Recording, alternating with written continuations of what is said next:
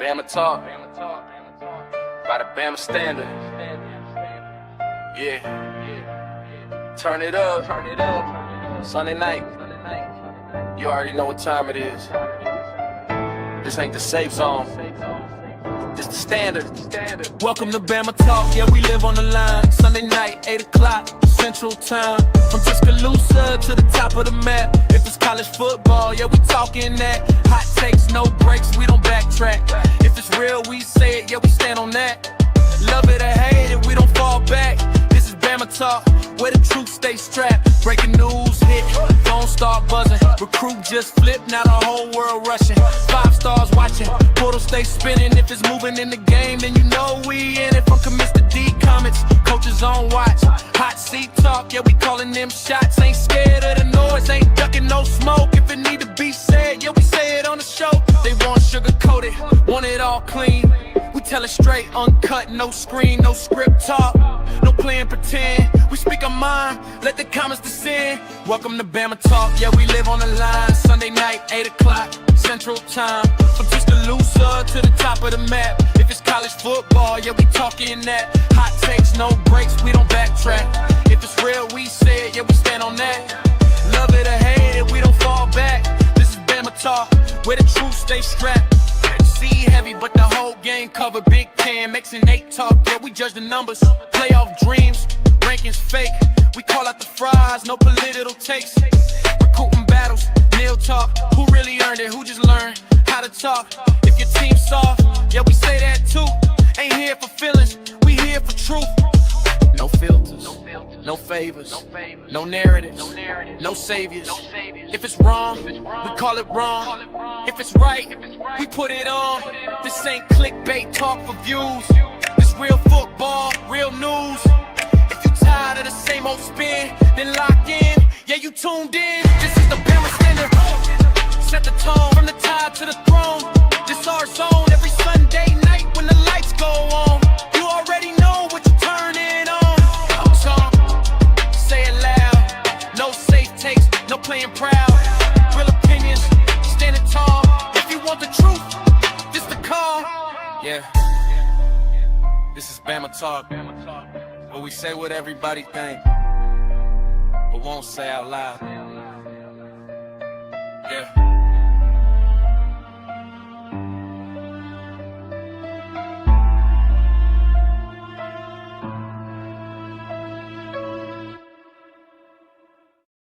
What is up, everybody? I'd like to thank Daniel Petty for dropping those bars. Welcome to Sunday Night Bama Talk. Guys, we had to move some shows around because so much going on. Our recruiting and transfer portal show will be on Thursday night. Every Sunday night will be Bama Talk. That's going to be just a conglomerate of content creators, right? Getting on here talking about Bama and all of college football in general. So welcome to the show tonight. And with that being said, let's go ahead and introduce our guest real quick. Our panel real quick. I'm Johnathan Lewis, your host today. And to me is Justin Riley. Below him is Dan James IV.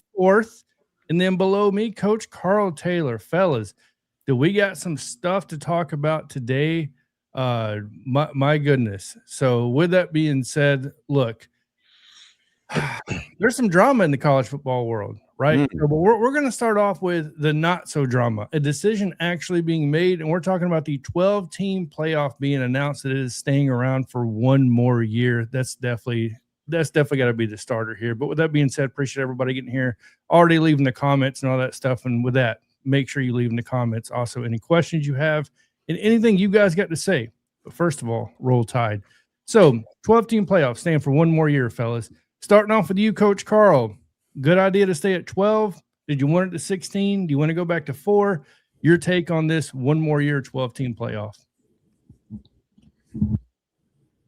Well, I think I'm cool with 12-team, man. I don't think 16 would have solved any problems. I think 12 probably is the best way to do it. You'd like to see a couple more guys get involved in the playoff, but as it stands right now, man, we letting groups of 5 teams in here that can't compete. So thank you. If we keep on adding 16, 18, 20, we'll have so many teams in here that can't compete and just keep dragging the season out. So I'm cool with the 12. I was just hoping that they said 12 teams in group of 4 only.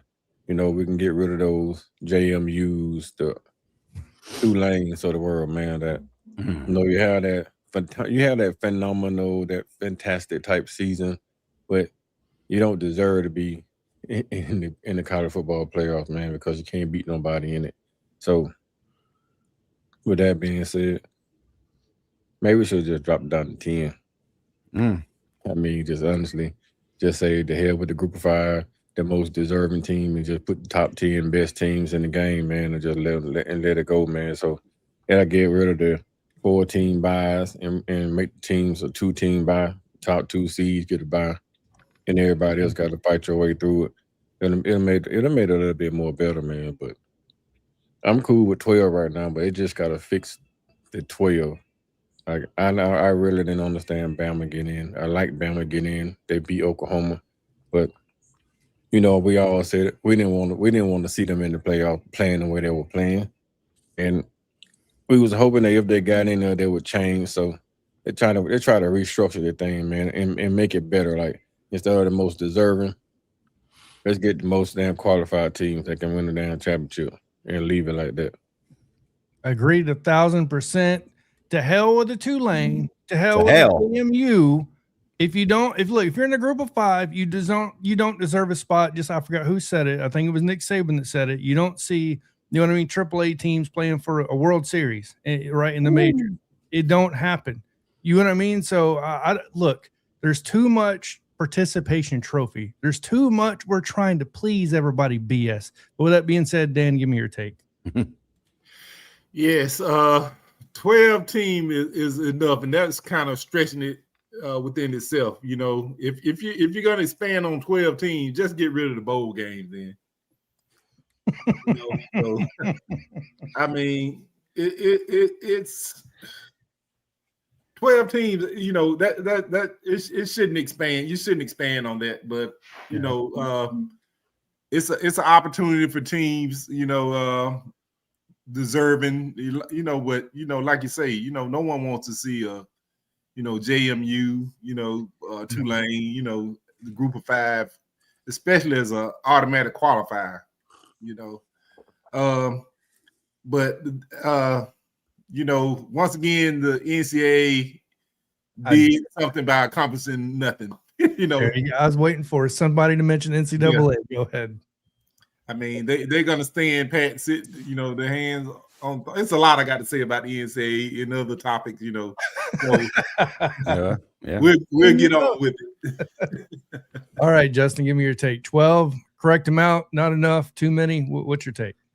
First of all, I want to address the whole bowl games, get rid of them. I'm kind of partial to the Pop-Tart Bowl, to be honest with you. That's the highlight of my bowl season. Or hey, why don't we just switch it around, like Tyler Siskey said to the beginning of the season? Have that week 0 where those games actually mean something. You have full rosters, people aren't opting out. It's actually something you could do that could keep interest. Big 10 versus SEC, ACC versus Big 12, mix and match how you want. But honestly, 12 is where you need to have it. I agree with Coach Karl. Bring it back down to 10, possibly 8. Anything else is just overkill. The season is long enough as it is from a physical standpoint. We saw that many teams were decimated with injuries. Alabama was limping in on nothing but prayer and duct tape towards the end. If you're going to expand or have this many games, shorten the regular season. But I also agree from the standpoint, keep the group of 5 out, start their own playoffs. If they want to compete for something so bad, by all means, form their own little competition. Keep them out of the big boys. Where the big boys play is not where they belong. The only thing that I also disagree with is that Notre Dame, because they bitched and moaned, got the automatic lock to be in the playoffs if they're in the top 10 or wherever they're at. Top 12. Top 12. Join a conference. Stop all the bitching and moaning, and then we'll actually play it out the way it needs to be played out. But 12 is fine. I mean, don't expand it anymore. That's where I stand. All right, so I'm going to give my take, and then we're going to jump into the comment section and shout some people out and get with that before we move on to the next topic. I'm going to make it very simple, fellas. Top 8. If you can't make the top 8, I don't want to hear you bitching about it. I don't want to hear about how, well, it should have been 8, should have been 7. If you can't make the top 8, I don't want to hear it. Plain and simple. You're diluting college football. You're diluting the product as we see it. It's kind of like me being fat and trying to lose weight, so I go to zero sugar Mountain Dew.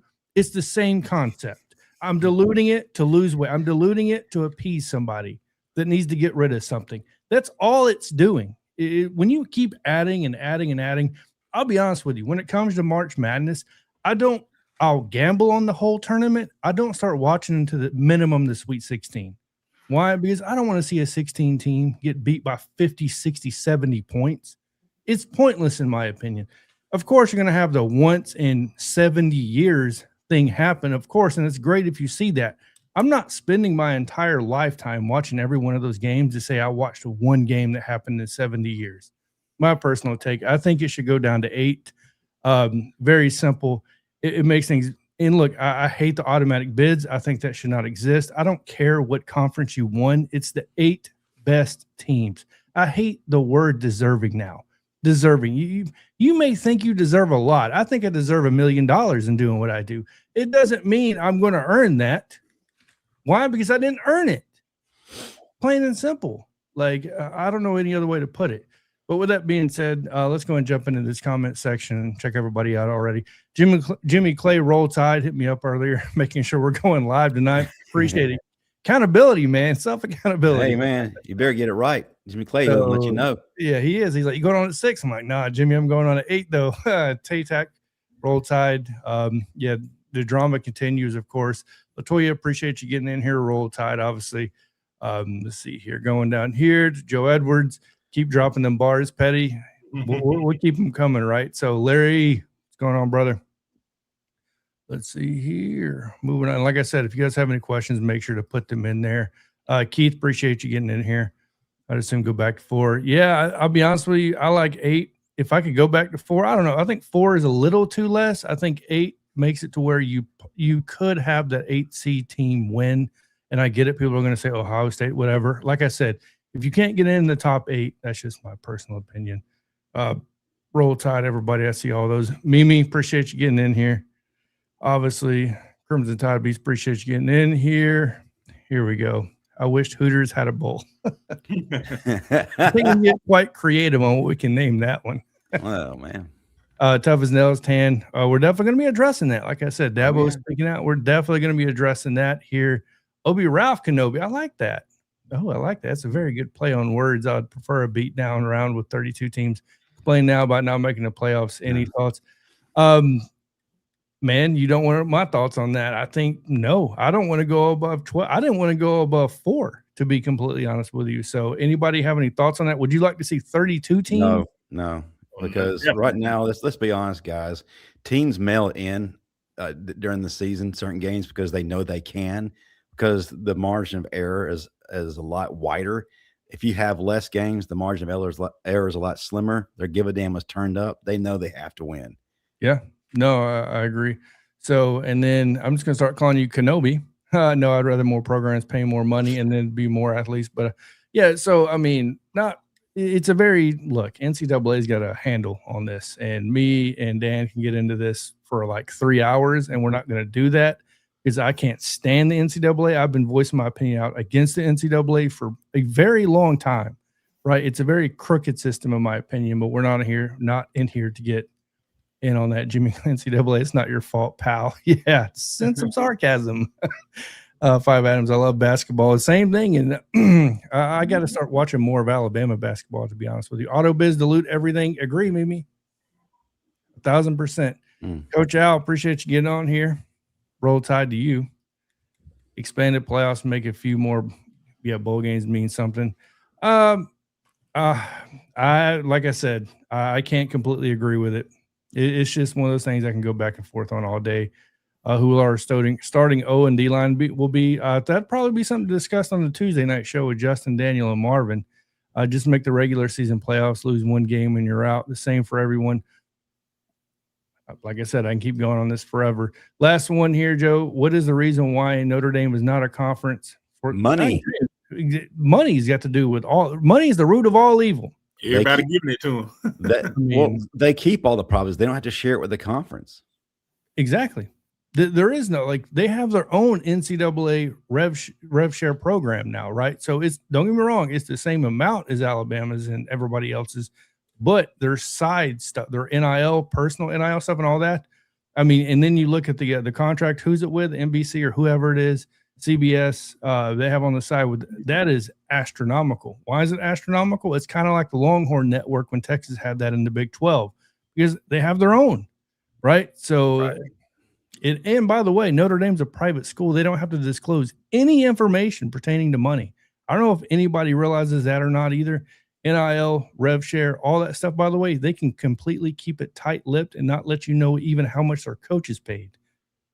You know what I mean? So, but with that being said, moving on to the next topic, we're talking about Alabama basketball player Charles Bediako cleared to play at Bama.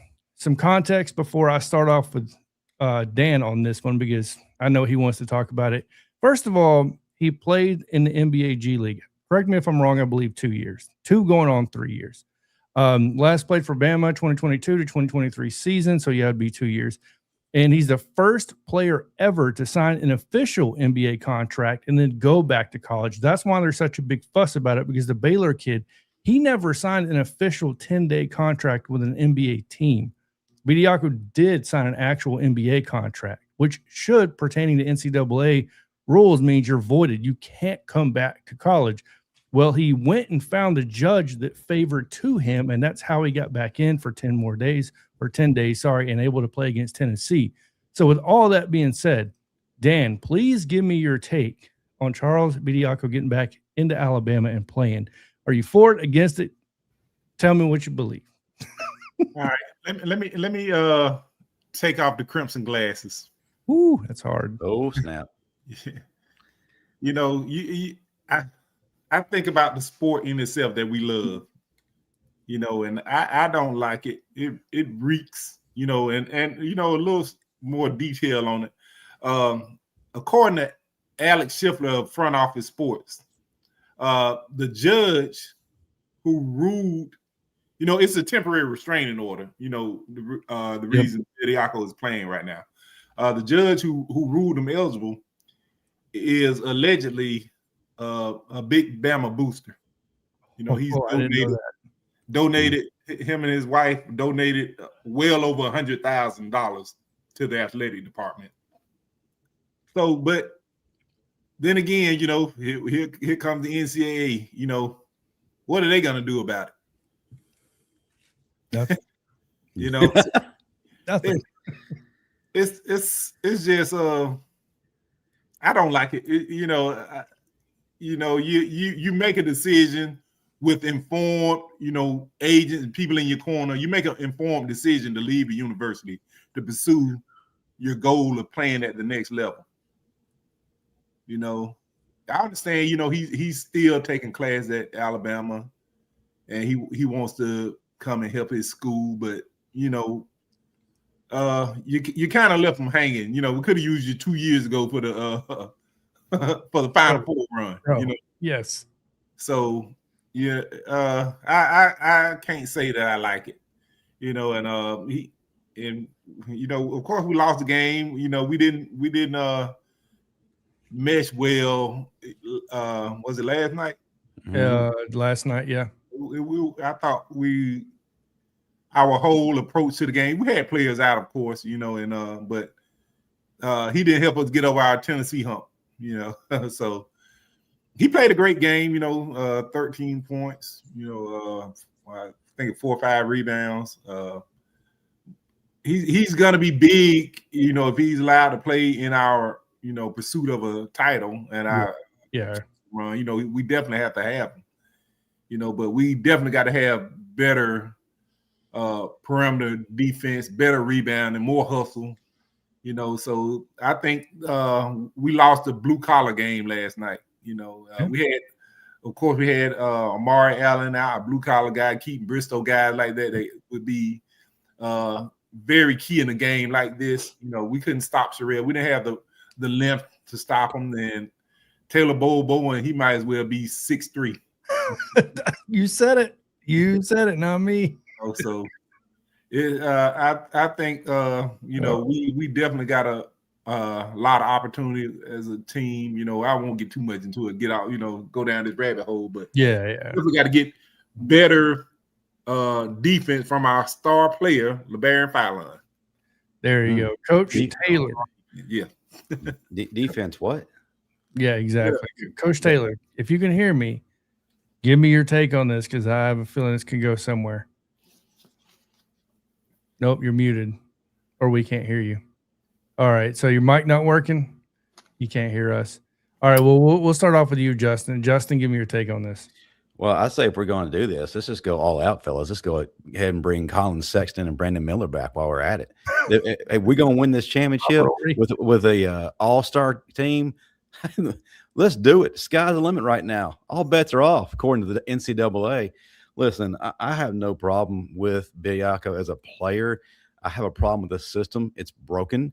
Crimson color glasses taken off. I don't like it. Should not even be allowed. I do find it funny that everyone is up in arms because now it happens at Alabama. There is not that much of a stink when it happened to other teams. I don't care if you signed an NBA G League contract and the other folks didn't. They still play professionally, whether it be in the States or overseas. They're grown adults who have been playing professional ball coming back to the amateur ranks. I don't think it's fair. But you know what? If they're going to allow it to happen, I honestly cannot blame Nate Oates for going that route. Give your team the best chance to compete and win at a high level. If everybody else is doing it, why not? But I don't like it. I don't. So, but nothing against Bediako. 13 points and 3 rebounds. We appreciate your effort last night. Wish we could have gotten a win over Tennessee. I lost to Tennessee. Hurts a lot more, especially since Nate Oates is winless against Tennessee. That's another thing that was brought up in the press conference. Yep. But yeah, it's a broken system. I can't get behind it, even if it benefits Alabama. All right, Coach Karl, get your mic back. Yeah. There we go. I can't stand it. I'm gonna just tell you the damn truth. If your ass can't cut it in the NBA, go cross seas. Yep. You still got overseas. You got Canadian football. Exactly. If you knew you wasn't ready for the NBA, you should stay your ass in college. Once you made it to the NBA level and they stuck you in the damn G League, your ass stayed in the G League. Period. If you can't cut the G League, go cross seas and home in on your skills and get better. All you doing is making it worse for young men trying to get out of high school now. Because hell, I can go to the G League and get a 5-year vet out of the G League. What the hell I need a high school kid for? That's what it does. And every college is gonna start following the suit. If this guy continues to play basketball, which you see, it didn't make a difference whether he played or not, right? You can't win with him. You can't win without him. It's a Nate Oates thing. It's not a damn players thing. Coach got to get better. Period. You don't need Bediako.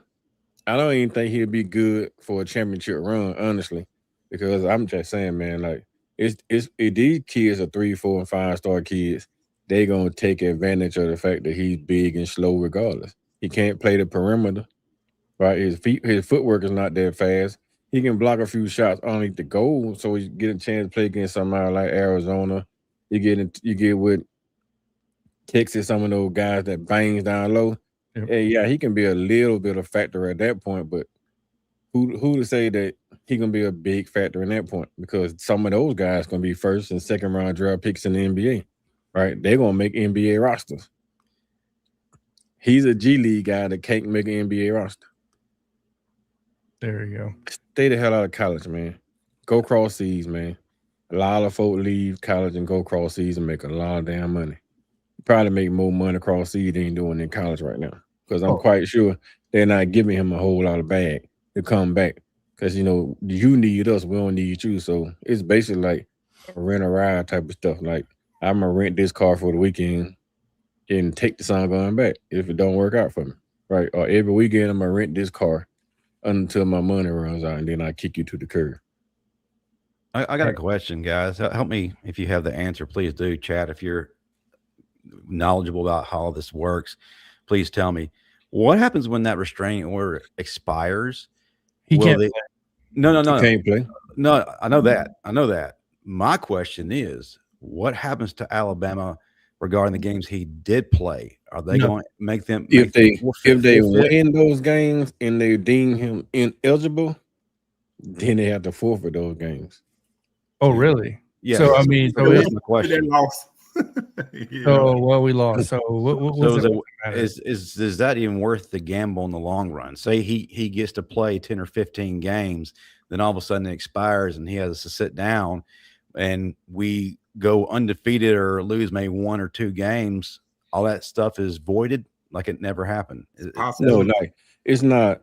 If the restraining order ends, if there are no stipulations on restraining order, it can't do nothing about the games. But if they say the restraining order ends, he found ineligible due to a different judge, then he had to forfeit the game. So, I mean, I just want to know because I don't trust the NCAA. I just don't think that. I just don't think if a judge allow him to play, they'll forfeit the games.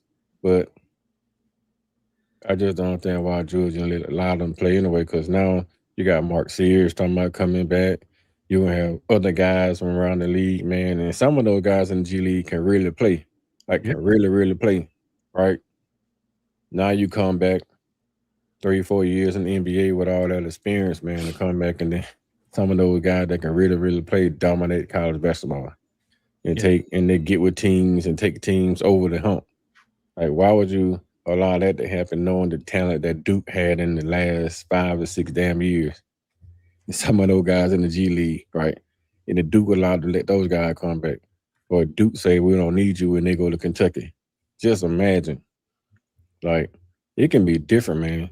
Guys last year that in the G League right now from UConn. Yeah.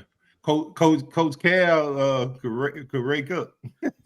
Man, Coach Calipari is actually absolutely furious over all this, and let's not get it twisted. It's not the same thing. What Coach Calipari did was absolutely not even close. He took high school kids to give them the opportunity as a one and done. There's a big difference.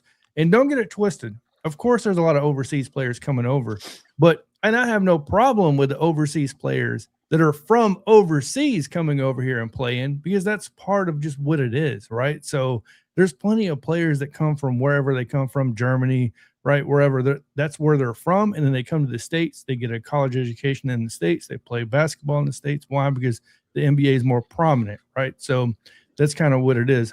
Now, look, Euro basketball, that's on the up and up. We already know about that. Luke and all these kids are grown adults making that more prominent. But at the end of the day, it is what it is. So, but with that being said, I'm on with you guys. I'm going to go through some of these comments real quick.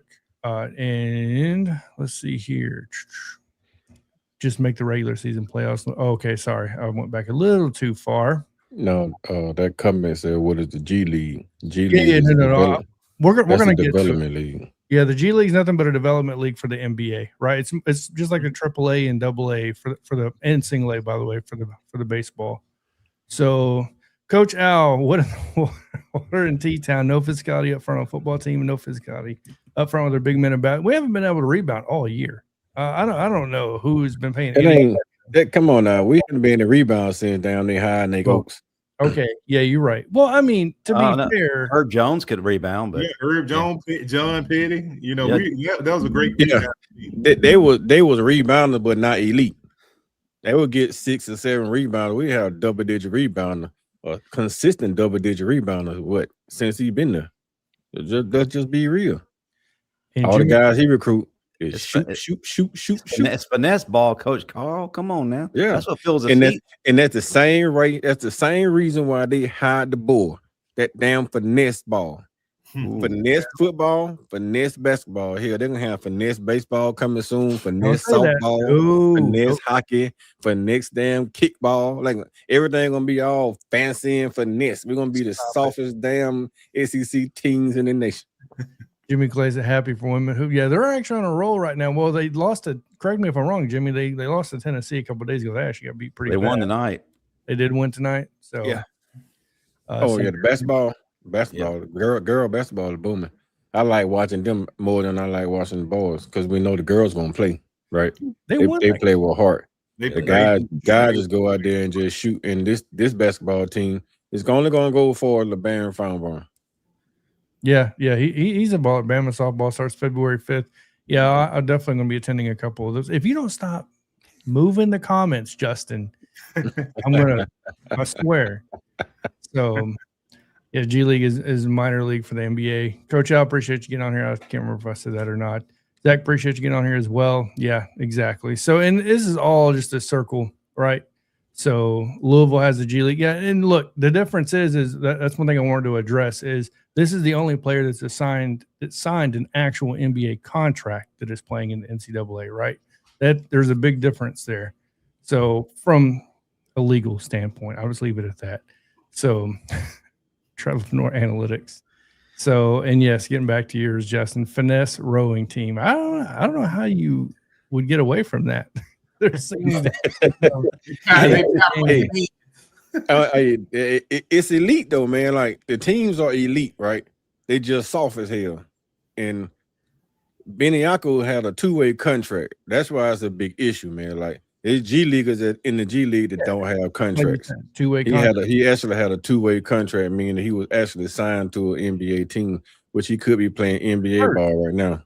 So you got guys in the G League that's signed a G League contract, right? It's about $250,000 at the most. You can make that in college, right? So I think if you put your name in 14. You put your name. Yeah, you put your name in. You put your name in the NBA draft. You don't get drafted, and then you go file a motion to come back out of the draft and go back into the college football ring, college basketball rings. I mean, that's cool with me, right? As long as you never step a foot on the NBA court, I'm cool with it. No, not even 10-day contracts. If you step a foot on the NBA court, you should not be allowed to come back and play college because at that point you're a professional. And if you can't cut it at that level, you should go play at another level, but not at college level because high school kids now won't get recruited because you occupying the spot. Yeah. And if it is one guy, next week is going to be 32 guys. And then before you know it, it'll be 1,600 guys that coming out of G League going back to college to make more money. So what the high school kids got to do, leave high school, go to the G League, and then come back to college? Like, well, it's a money ploy. That's the thing about it. When they come back, they're making that extra cash. It may not be a ton of money, but here's the thing: that 10-day contract you're signing, that 10-way two-way contract with the Spurs, it's probably not going to equal what you're going to make. You may, even if Bediako makes, we'll say it goes through and he makes it, we'll say $80,000 for the short time he's going to be at Alabama. That's probably still more than what he's going to make right in the next couple months. Definitely more than in the next couple months he's going to make with the Spurs on their G League team. Trust me. Get your game up. Period. Get your game up. I agree. He had 2 years eligibility left in college. He should have got his game up before he went to the NBA. Three. Don't jump three, but don't run your. Think about it. Don't run your tail out there when you know you're not a first round draft pick, right? If you ain't a first round draft pick or high second round, you're basically not gonna get any PT in the NBA unless you're a dog. Yeah. So stay your ass in college. Period. It ain't that many slots in basketball. I tell kids that all the time that want to be a basketball player. It ain't that many slots in basketball. It ain't but 16, 17 seats on that sideline. Right? Yeah. And everybody else sitting behind the bench. 15-man roster. But you can't tell them nothing nowadays because they hashtag belt different. Yeah, no doubt. So moving on to the next subject. Look, because we got 3 more things to talk about here. Alabama possibly finding their next offensive line coach. In case you guys didn't already see, we're talking about Adrian Klemm. Hopefully I said his name right. I'll let Justin start off with this one. Give your take. I don't know if you know much about his resume, where he's coached at, anything else. Me personally, I kind of like it, but I'll save my opinion for at the end. So Justin, take it away.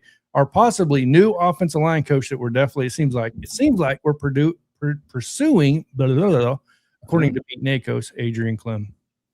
Listen, Bama fans, I know you're all begging for the sexy hires like a Sam Pittman and Matt Luke, but listen, their time is done. You really need to take some time to learn about Adrian Klemm and what this man is about. He's arguably one of the fastest rising coaches available right now, and y'all have been begging for so long. We would have pass protection. We would eliminate the sacks. We'd be able to build a running game.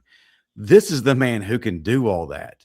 Wherever he's gone, any offensive line that he has coached, they have allowed the least amount of sacks. Every run game he's been a part of, listen, he's not just an offensive line coach, he's a run game coordinator, and he's also been an associate head coach. Any run game that he has placed his hand upon has produced elite numbers on the field wherever he's gone. And you're saying, well, he's not a Southern coach. It don't matter. Najee Harris loved him when he was at Pittsburgh. Matter of fact, his first year he got there, he ran for 1,200 yards his rookie season. This to me would be a home run hire. Young guy, he can connect with these kids. He knows where they're coming from. He knows how to speak their language. He has 3 Super Bowl rings as a player. Was under Bill Belichick and also coached under Tomlin. You don't get a better pedigree than what this man has. If we hire him, I think this is a fantastic move for Kalen DeBoer. And I think it will issue in a dramatic turnaround up front. All right, take it away, Dan. Yes, I think it's definitely a potential home run hire. Like you say, he's a fast riser in the coaching ranks. He was last an analyst with USC, yep. Which could be because of contractual obligations from his other stops. But he played under Bill Belichick. He was drafted. He was a second round draft pick out of Hawaii. He was part of a team that had the turnaround, went 0-14. Then the next year went to a bowl and beat Oregon. I think it was Oregon State. They beat in the bowl, and Aloha Bowl. Yeah. So this is a guy that comes with plenty of experience and a well-rounded background. I love his NFL experience working with different linemen, because right now it's similar to an NFL roster what we have now, because we restructured the entire offensive line. We cleaned out the room and we gutted it. And so if you're going to bring in a guy that's familiar with working with different personalities and a new group, this is a guy, because he's done it in the NFL. So we got to get these guys ready to be able and get them ready for Florida State week 1. And so, we're behind the 8 ball with that. But this guy is a guy that's capable of allowing us to do that. I love the hire. He has a reputation as a beast on the recruiting trail. Kids love him. Coaches love him. So I definitely think this is a guy that's going to be a home run hire, and I think he's going to work well with Courtney Morgan, and he's going to help us fix this offensive line issues that we've been having. Coach Karl, your take. I think it's a good hire, man, if we get him.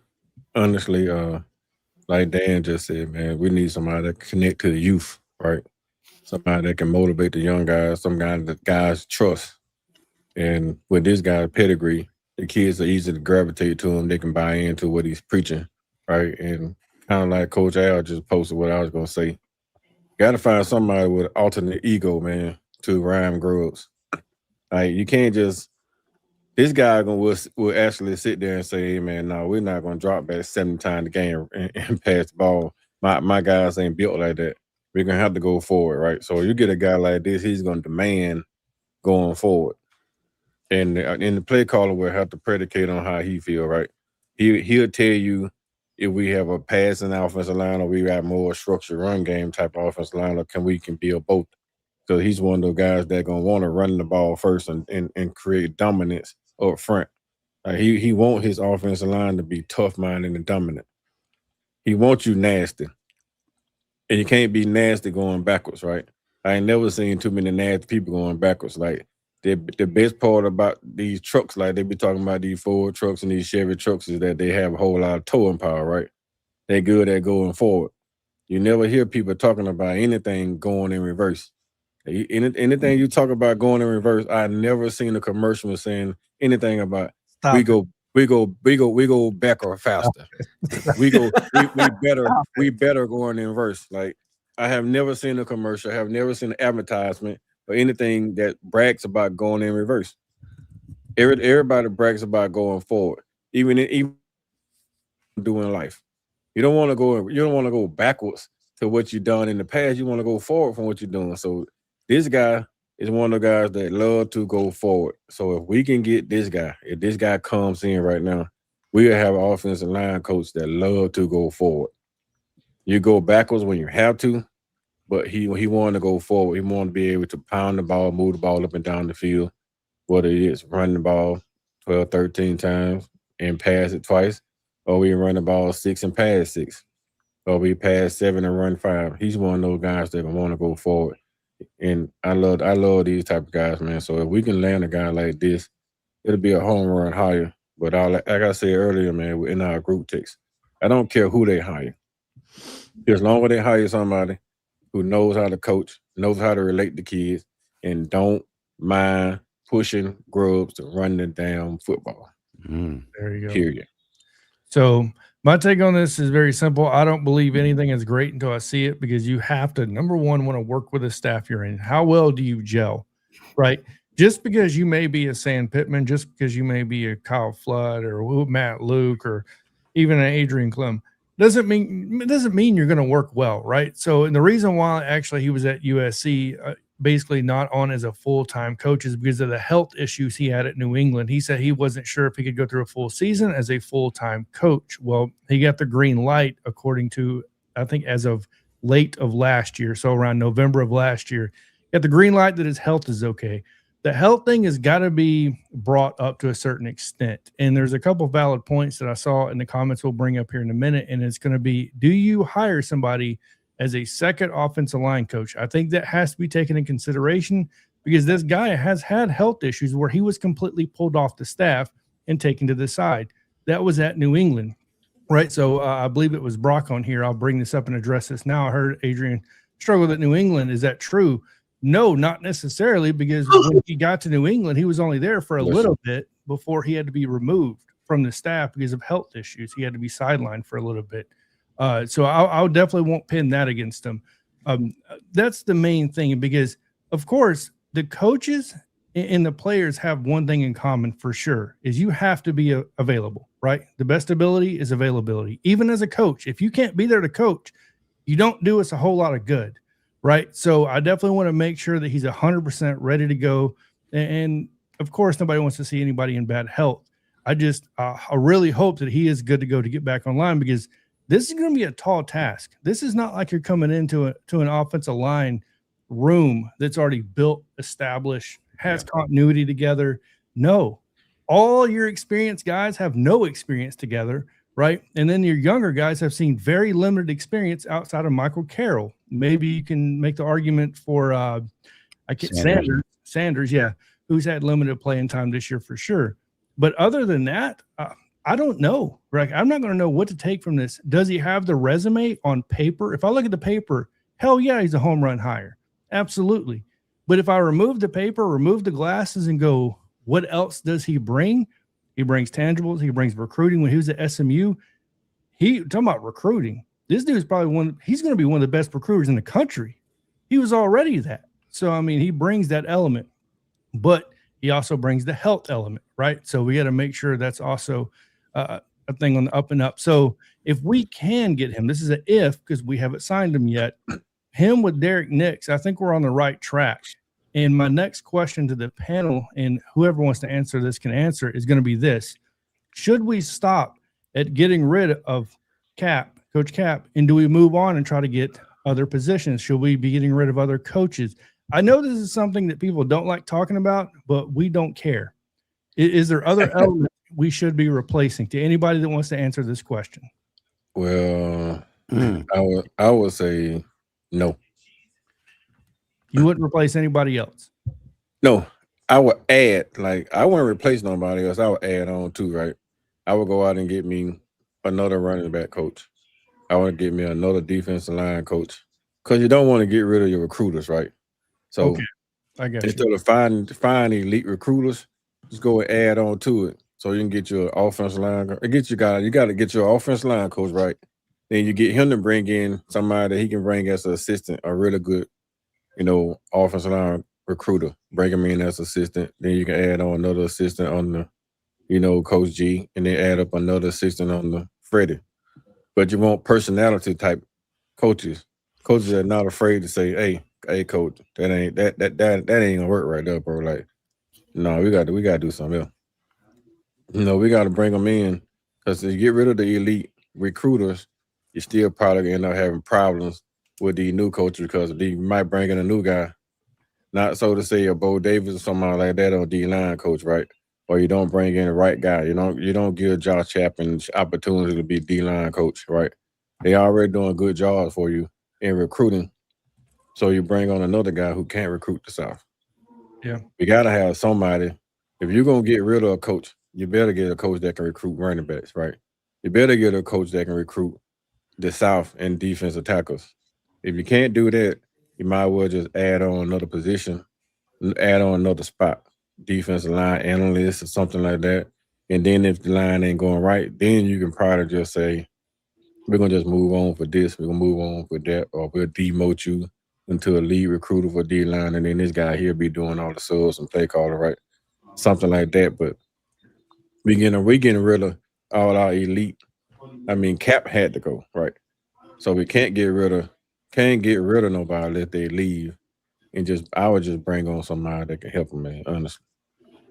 Yeah, no doubt. Justin, do you want to say something? I agree with what he's saying in terms of bringing in a second guy. Maybe I honestly don't believe that Robert Gillespie was the person who should have bared all the blame for the lack of run game. I think that has to do with poor offensive line play and the fact that Coach Kaepernick was not able to develop players. This is the year where you'll be able to see if Gillespie was the problem. But what I would do, first of all, tight end coach, why didn't we make a call to Josh Niblett? Why is he going to Colorado? That's the former Alabama guy. Thank you.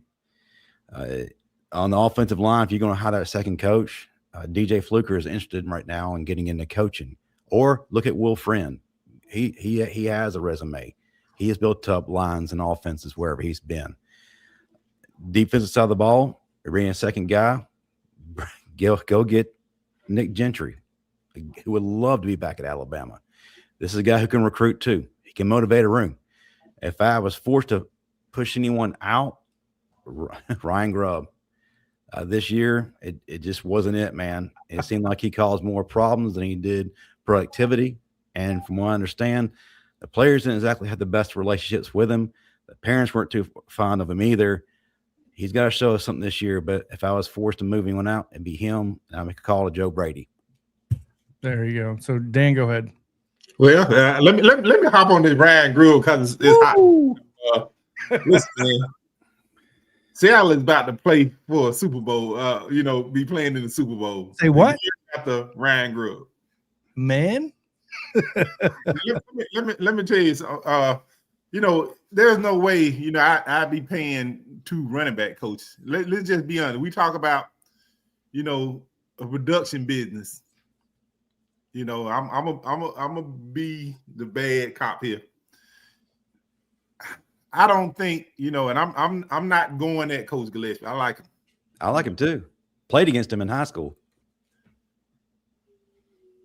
The development of the players hasn't been there in his tenure.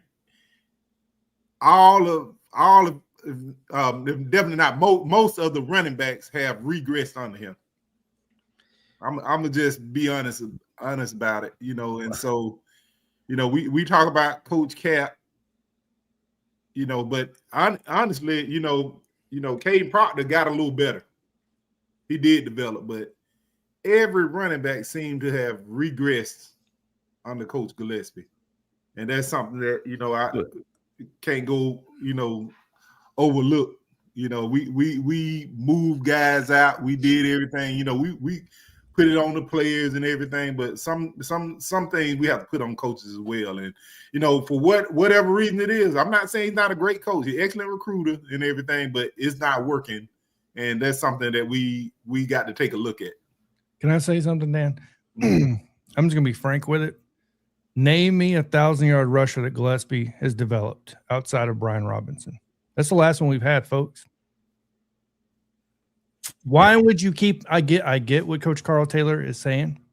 I don't know why I said Karl Taylor. Coach Taylor said he put his full government name out there.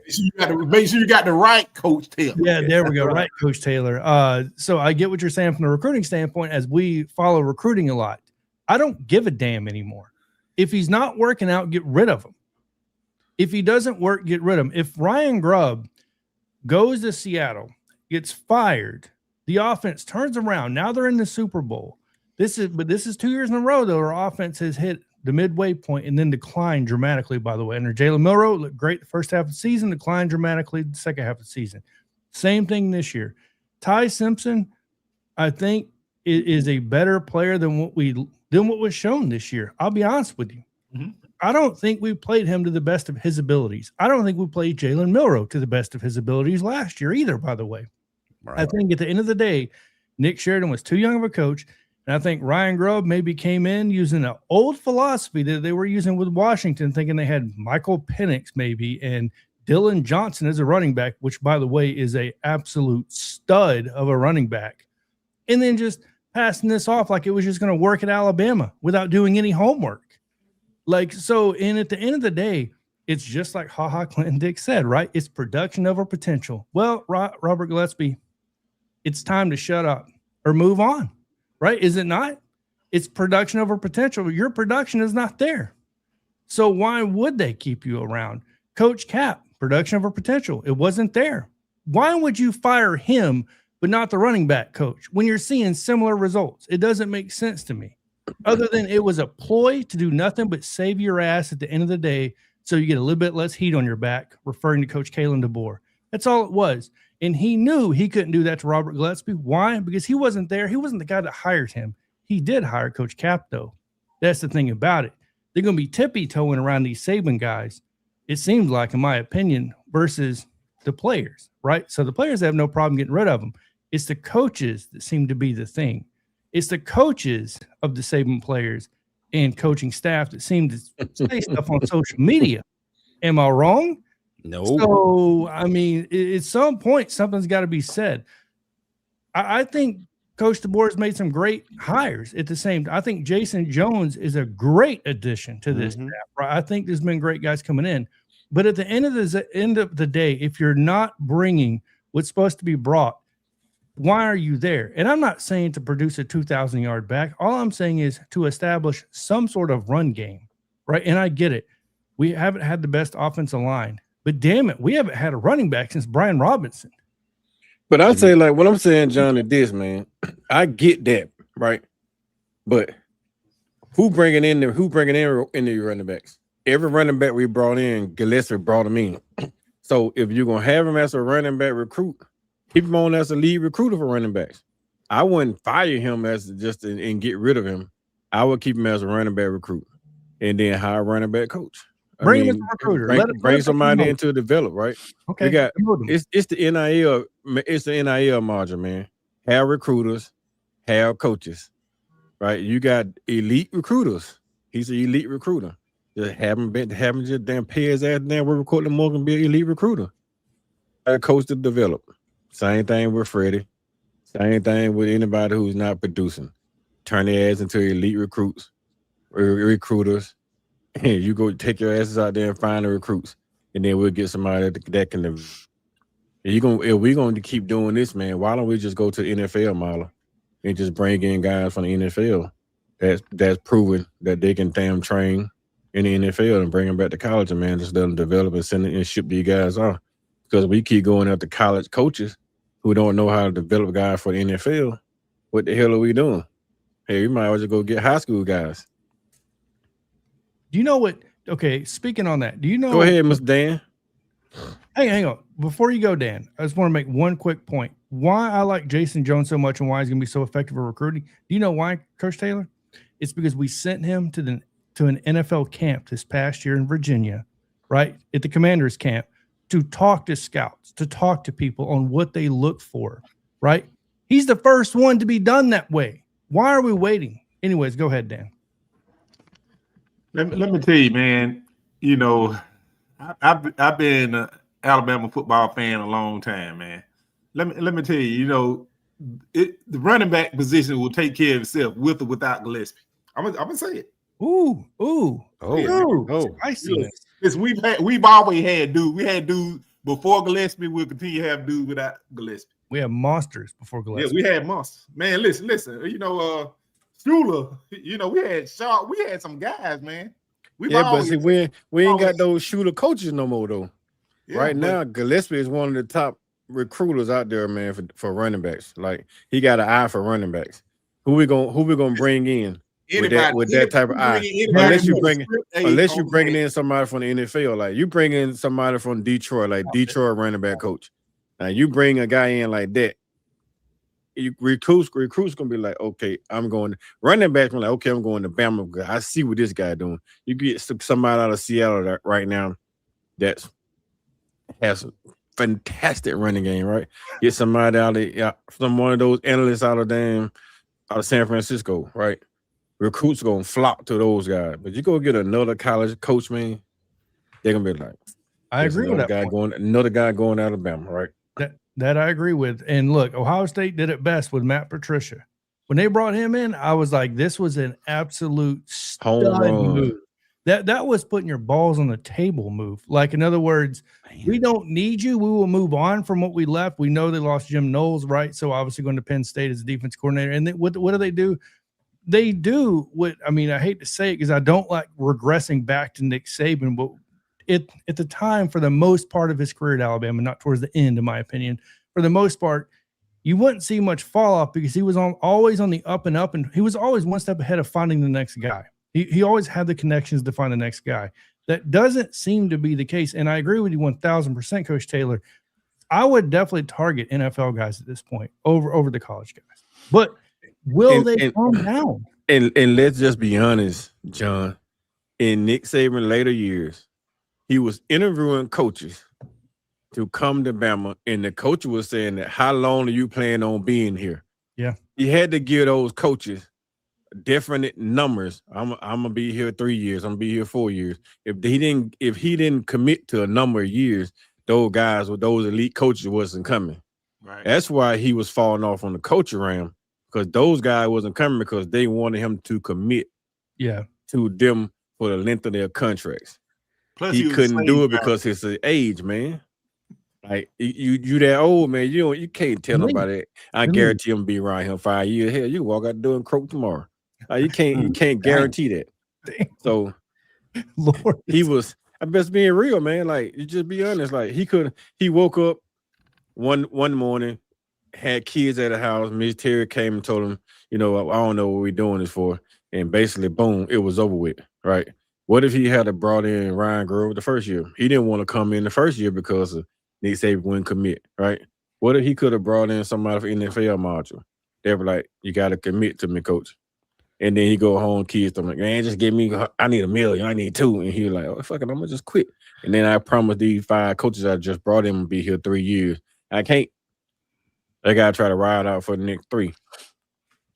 That's what happened to Nick Saban last years, man. So with DeBoer, the harder part about DeBoer bringing in coaches right now, the contract going to have to be solidified because he may leave. He may get fired next year, and then they'll be out the door with him. So it's going to have to be a Alabama, type of damn thing, or whoever the collectors are that running the damn board behind the coaches, right? They're going to have to agree to the contract with these guys that we're not tied to Caleb DeBoer. He just hiring us. We're not tied to him. Because in that case, ain't nobody really going to come in.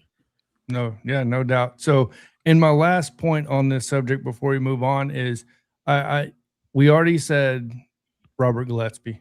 Dan brought that name up, by the way. I'll blame you on that one. Look, I ain't making no best friends in Tuscaloosa. I ain't making no best friends on no staff, and I ain't trying to be completely honest with you. Another one, name me an interior lineman that Freddie Roach has developed. I get the recruiting point. But don't even come at me with Tim Smith. Don't even come at me with somebody like that. Name me an interior defensive lineman.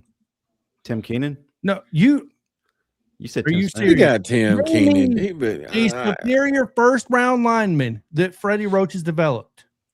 Do not tell me Tim Keenan. How long Freddie been there? Since 2022, 21. Let me look. 22, 21. Shit. Damn. When was let me look this up. He didn't have Christian Barmore, Crimson Tide Beast. No. Geez, I type in when was Freddie Roach. Coach Kuglaski, he coached Quentin Williams. Yeah. Yeah. Then, So he was hired. He was hired February 2020. So his first season would have been 2020, and he was the defensive line coach from there. So Christian Barmore it is, huh? Christian Barmore, right? So he got a first round draft pick in Christian Barmore. In the second Barmore round. Barmore was a second round pick, not a first. And, well, still top down 50. Yeah. But he got he had a national championship defensive line too, right? He did coach. He was responsible. Do not at bring that up point that 2020 defense for God's sake. I'm just One of saying, the but worst I'm we've just ever saying had. he just had national championship, right? But he did have Stop it. he was one of the Bro. guys that were coaching Will Anderson, because Will Anderson played two positions. So, Bro, let me but reiterate. I just can't give you nobody else. I mean, I really can't give you nobody else. Dog, and this is the problem: is we bring in a bunch of names and they stay names. They don't turn in. You talk about Quentin Williams, when you talk about Marcel Darius, you go farther back. All this stuff, there is absolute no doubt. These are first round guys. They didn't start off maybe as a first. There's 3 stars that turned into first round draft picks. There's all types of success across the board, right? But once again, production over potential. If your production is not matching, if you've been there for as long as you've been there and you're not producing, name me. Did we not let? Man, I can go on a tangent with this one. I'll be honest with you. How much talent on the defensive line have we seen left the state of Alabama? How much talent have we seen go down to Auburn? One reason is they don't want to play for Freddie. Oh, so why the hell would you keep him? You get my point. I didn't say you keep him. Oh, okay. I didn't say you keep him. No one said you keep him. I didn't say you keep him. I just said Sir, maybe running back coach, maybe defensive line coach. I didn't give no names. Sir, you're at a Right. 9. I need you to beat about a 4. No, this is mine tonight. Yours is Tuesday night. I get mine tonight. Listen, I catch it So- hell there too. I know. Well, look, I'm the host here. I'm sorry.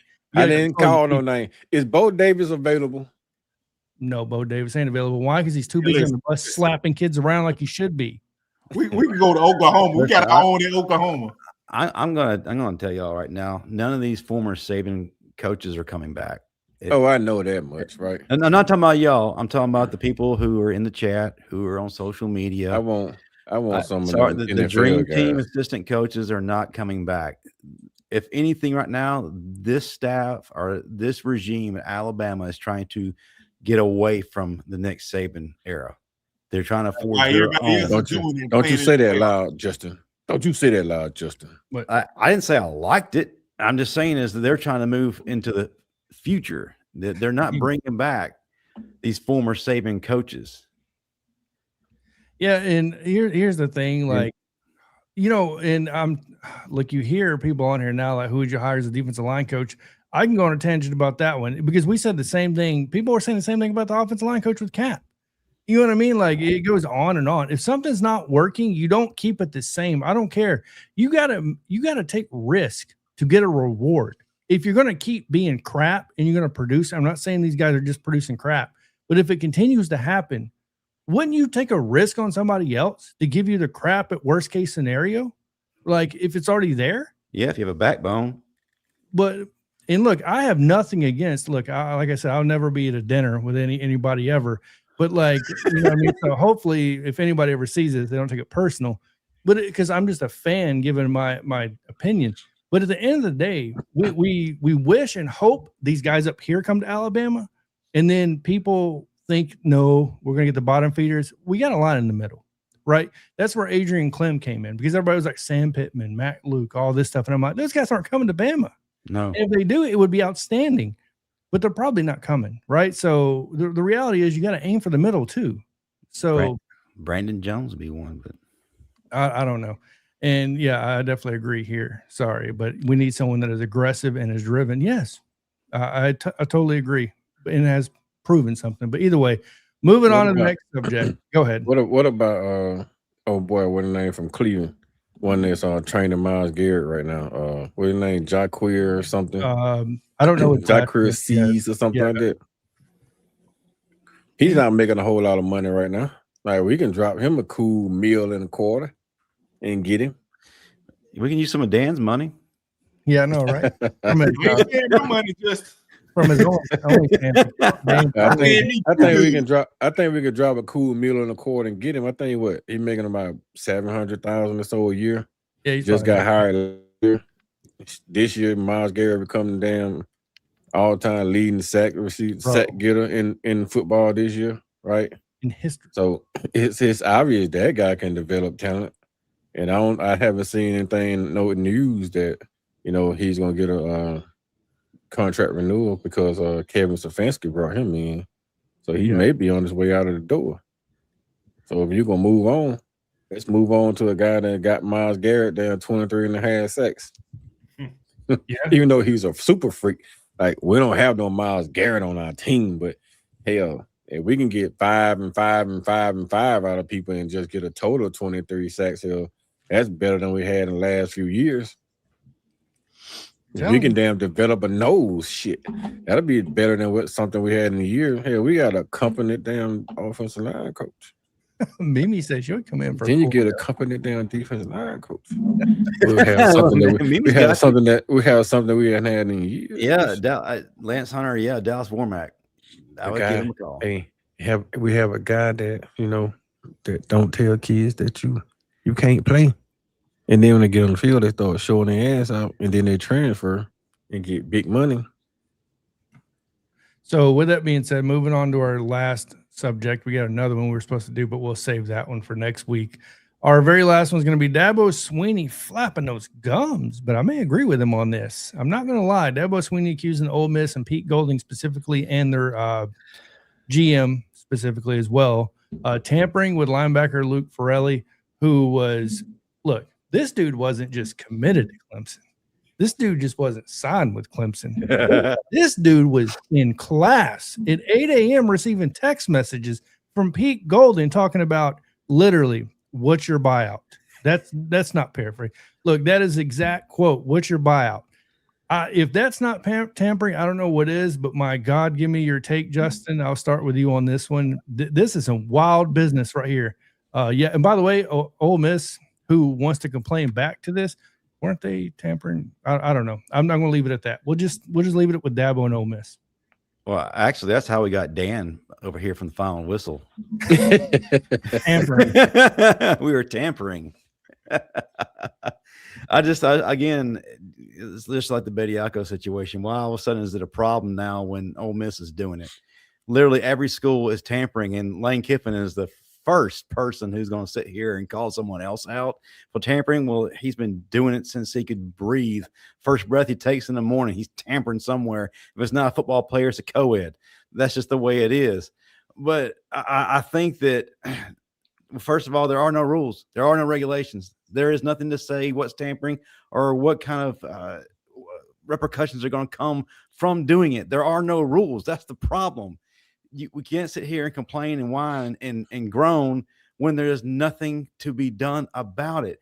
And Dabo, listen, I'm not saying he's wrong in this situation, but this is a guy who is being left behind because he won't play the game, and he's mad that no one else is following suit. I hate the way things are in college football right now, but if you're going to be on top and stay on top, you're going to have to play the game. You're going to have to be dirty. You're going to have to shell out the money. That's just the way it is.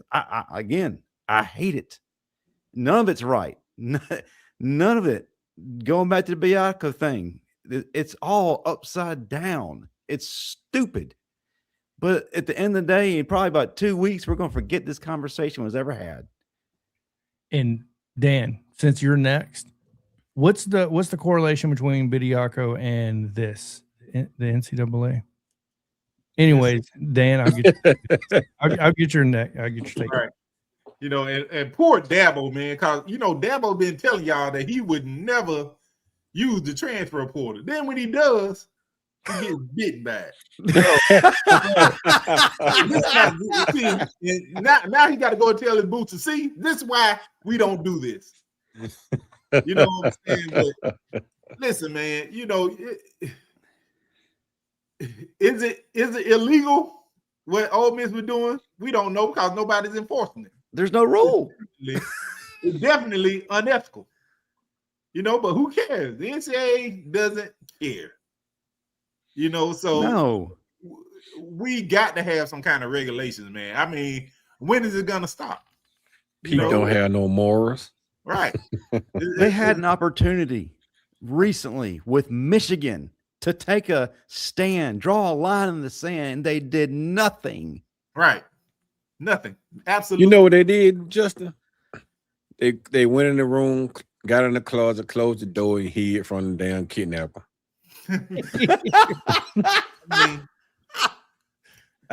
Man. I love being I really do feel for Dabo. And Dabo wears his feelings here. He does. He does. And he was honest. He was on point. I mean, come on now. You got a coach texting a student athlete of yours. Guy that sat in your positional offensive defensive meeting rather. And I mean, something's got to give, man. It's a joke right now. It's an absolute joke. And something's got to be done about it. He has details. He has receipts. He does. He's specific.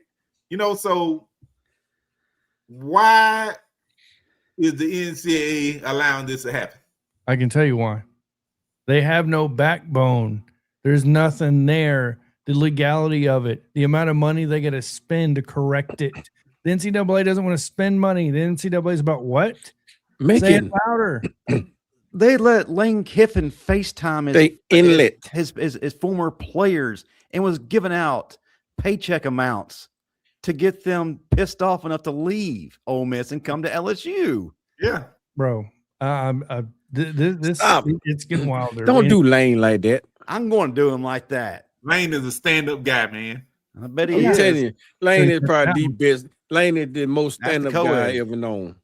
Ever. Don't do Lane like that. But do what I would say, man. Listen, do what I would say. Honestly, I'm not even gonna be like y'all with this one.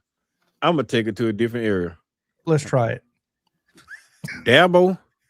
I like Dabo. Went in the portal, got a kid, got him enrolled, signed everything, put him in the roster. Pete Golden started texting him.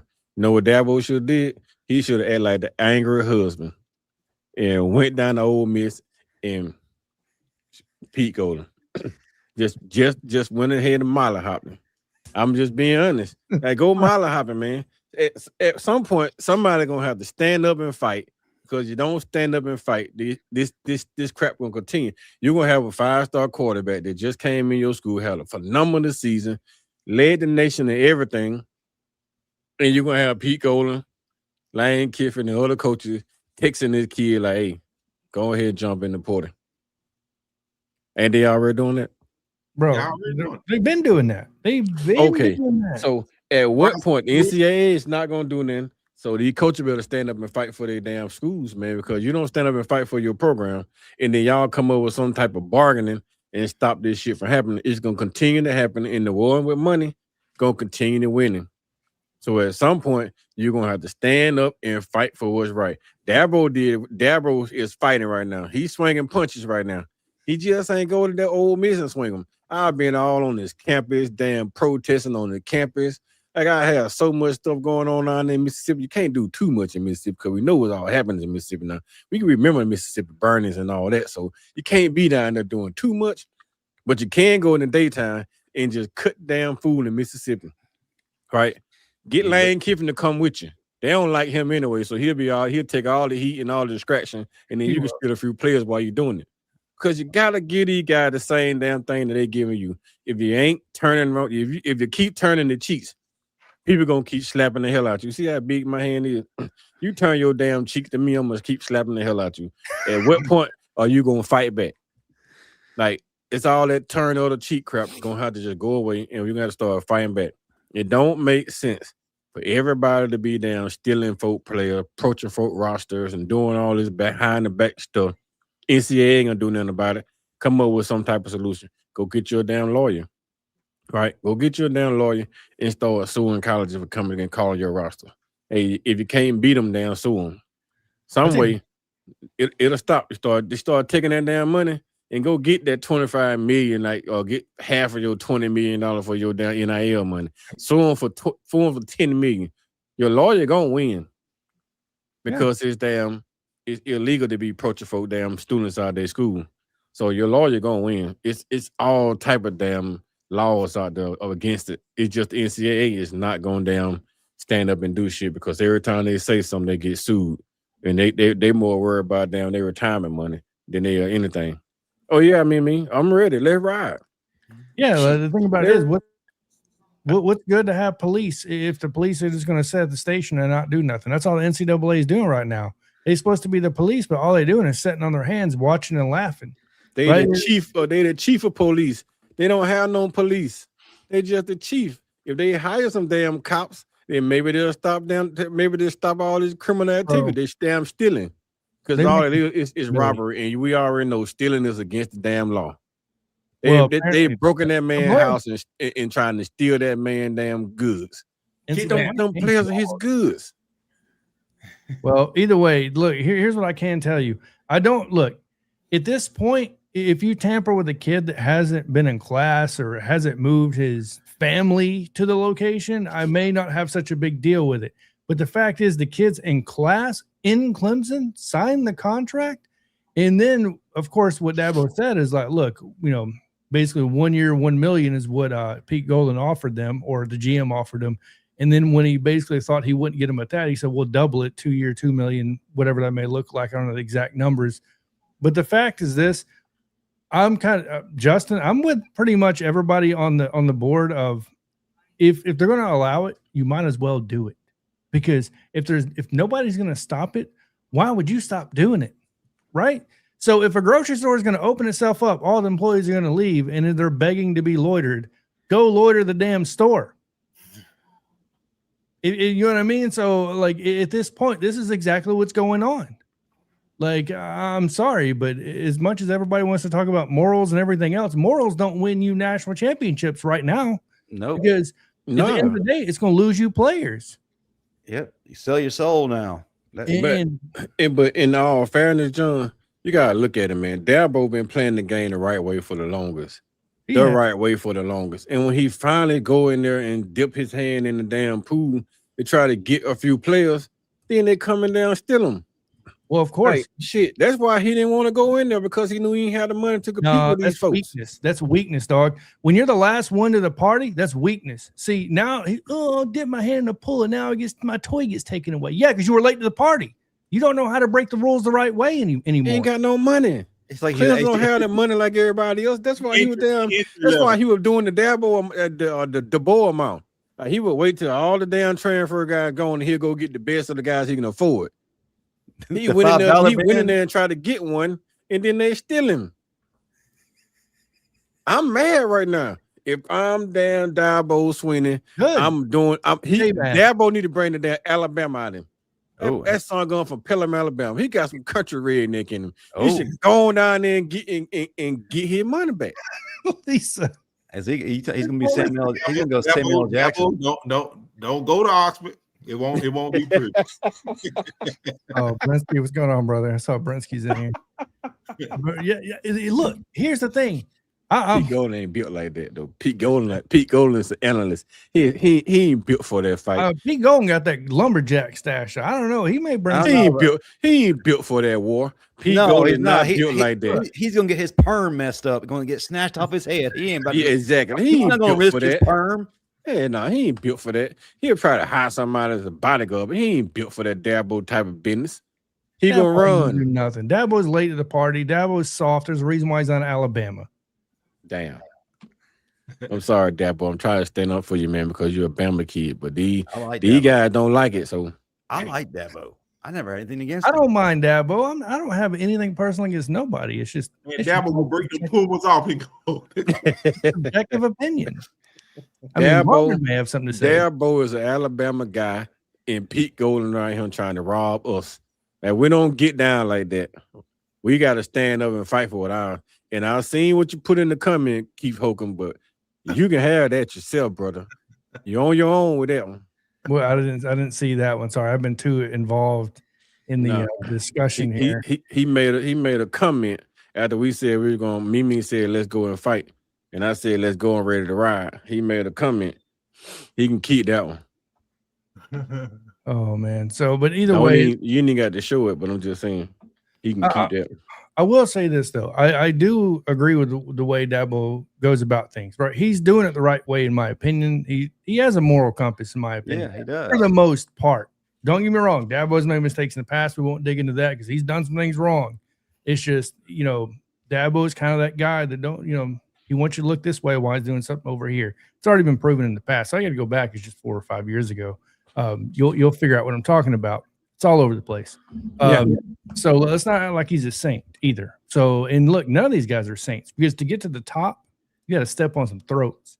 You got to do some people dirty, right? So I'm sorry. It is what it is. If you're at the top, there's a reason why you're at the top because you're ruthless and you're willing to do whatever it takes. There's a reason why Kurt Singleton just won the national championship. He's ruthless, right? So when you look at Ryan Day going out and hiring the guys he gets, Matt Patricia and these guys, these are not genius rocket science moves. It's just smart moves, right? So, and I feel like Alabama and us fans, we lose sight of that sometimes. But I do like Dabo for the most part. But, he's not in Tuscaloosa. Everybody's wanting to come to Tuscaloosa, and he's not. I'm damn ruthless too. Uh-oh. I don't know. You sound kind of soft to me tonight. Ooh. Okay. Well, we're going to be on here another hour. If you get him set off. You sound kind of like Dabo. Okay. Right, but just because I don't show my guns like Marvin don't mean I can't shoot them. He's got the silencers on. Dan's put him away, Dan. Put him away. Marvin could be doing that. He's in pretty good shape. But is there anything else you guys want to talk about? Do you guys want to go through the list of the top 5 transfer portal? I mean, we tease it in the promo. I mean, we might as well give our top 5 and we can call it a night. Do you guys have enough time or no? I can do it. Yeah, man, we can make it quick, man. Make it quick. Yeah. All right. Elaborate. All right. So top 5 transfer portal acquisitions. This is across the board, not just for Alabama, everybody listening. So make sure to put those in the comments. So let's go ahead and jump into this. We're just going to ask for your top 5. It doesn't have to be in any certain order if you don't want it to be, but we'll start off with you, Coach Taylor, then jump over to Dan, Justin, and I'll give mine last. So Coach Taylor, give me your top 5 transfer portal acquisitions in college football. My top 5. I think Texas hit a home run with Cam Coleman. Yeah. Right. It's a big need for them. They hadn't had that type of quarterback. Well, that type of receiver in a long time. Being the guy that can go up and do it anywhere in space without space. So Cam is my number 5 guy at Texas, only because he left Auburn, went to Texas, then come to Alabama, took out $50,000 and went to Texas. He's number 5 on my list. Number 4, I think Dan Bailey staying in Texas Tech was a big one for me. Like one of the top defensive ends in the country. Number 3, I would say Auburn getting Brian Brown. That guy with 10,000 plus yards of scrimmage, man. Trash. So that was huge. Damn. I'm gonna put him at 4 and put Braum a little higher, and then put Cam Coleman a little higher too. But that damn peak, bringing his ass to Alabama, walking inside our facility, using us to get more money, and went to South Carolina. That dude is a monster, man. He's gonna be he probably would be number 1 on my list. But the way he did us, I just can't give him that much spot. So currently he number 2 on that list for me. Cause that dude's a monster freak. And then number 1, I would say that quarterback from damn Elon or whatever name, Clark, Oh, you're talking that about, Lane sign, that Lane? dual threat guy. come on, Sam Levitt. That Landon, I think it's Landon Clark. No, The you're guy talking about Sam Lane, Levitt. the guy Lane sign, man, from Elon or whatever name. He went The to guy got 3 years down, 3 years eligibility left. That's gonna be a dual threat You quarterback. picked him to LSU. Is your okay? All the guys LSU saying. All right. Yeah. Okay. I like out of all the guys they signed, I love that one because he's that Trinidad Chambers type of kid, right? If Lane get that kid, put that kid in the right training, like how no Lane gonna do, that kid can turn out to be damn Trinidad Chambers, man. He can be that unknown superhero for Lane Kiffin, and he's known for it, man. I think he gonna be another damn Trinidad Chambers. He can be another damn Blake Sim, bro. Like that's a huge pickup to me. I really do like that one. That's my top pick. I like that one. I was gonna go with somebody from Bama, but only thing I can bring in my thoughts process with Bama was damn shit. We fired Cap, like shit. Hey, we fired Cap, man, and then we get the big kid out of there, Ole Miss, man, old lineman. But outside of that, man, I like that quarterback. I like that quarterback from the junior college, man, a lot. Dan, can you help out Coach Karl and tell him how this should sound? Can you? Yeah. You know, you're gonna talk. Yeah, I got the quarterback Lane Kiffin signed number 1, but that quarterback is Sam Levitt. Thank you. You going Sam Levitt? Thank you. Sam Levitt can't move. I can name you another one. I can name you another. Dan, thank you. Longstreet. You know, he signed 2 guys that you didn't mention. I don't like them. The quarterback from Elon. I don't like him. I like Sam Levitt, but not as much as the dual threat guy. Be the starter, you know, because I got him number 1 because when I make this list, I think about the position and the fit. You know, LSU development.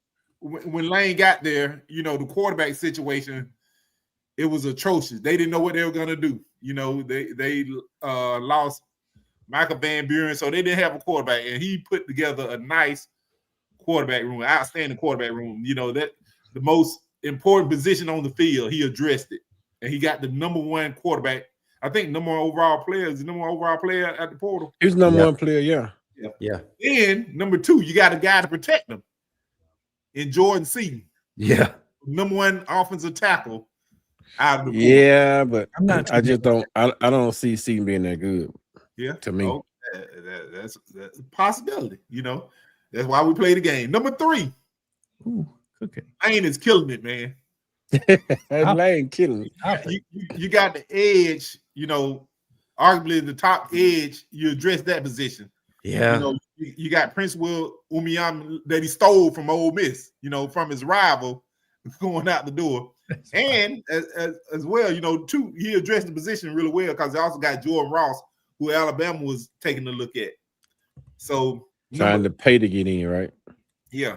Number 4, you know, I really like Damon Wilson, and I say, you know, the position he plays high value, and he comes into a great situation. You know, Miami losing their 2 ends, and they plug and play with Damon Wilson.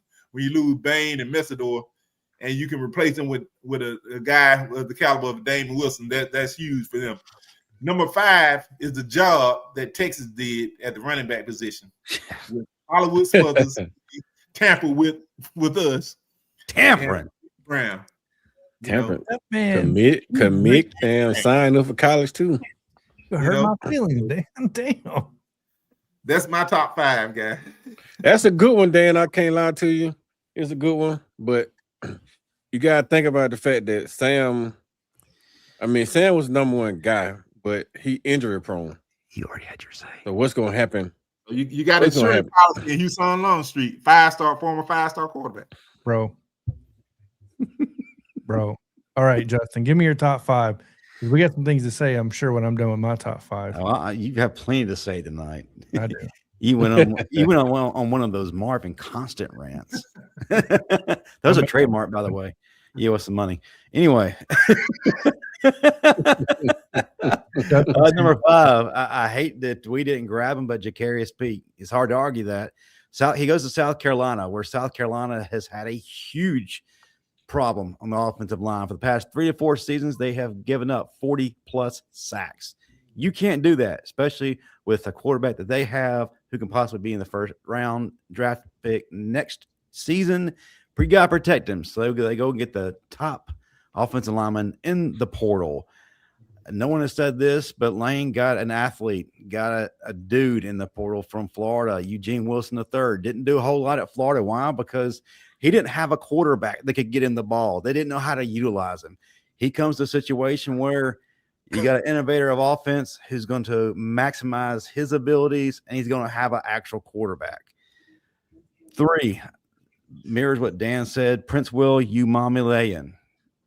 There's nothing else to be said about him. Badass. He's going to be bringing the heat on that defense. No one said this, but number 2 is a tandem, James Smith and Quay Russaw. Hate that they left. Damn it. He's going to Matt. They're going to Matt Patricia, a guy who's going to know how to use them correctly. He's going to put them at the right positions they should have been playing at Alabama. Don't be surprised if they are in the first round in the next draft.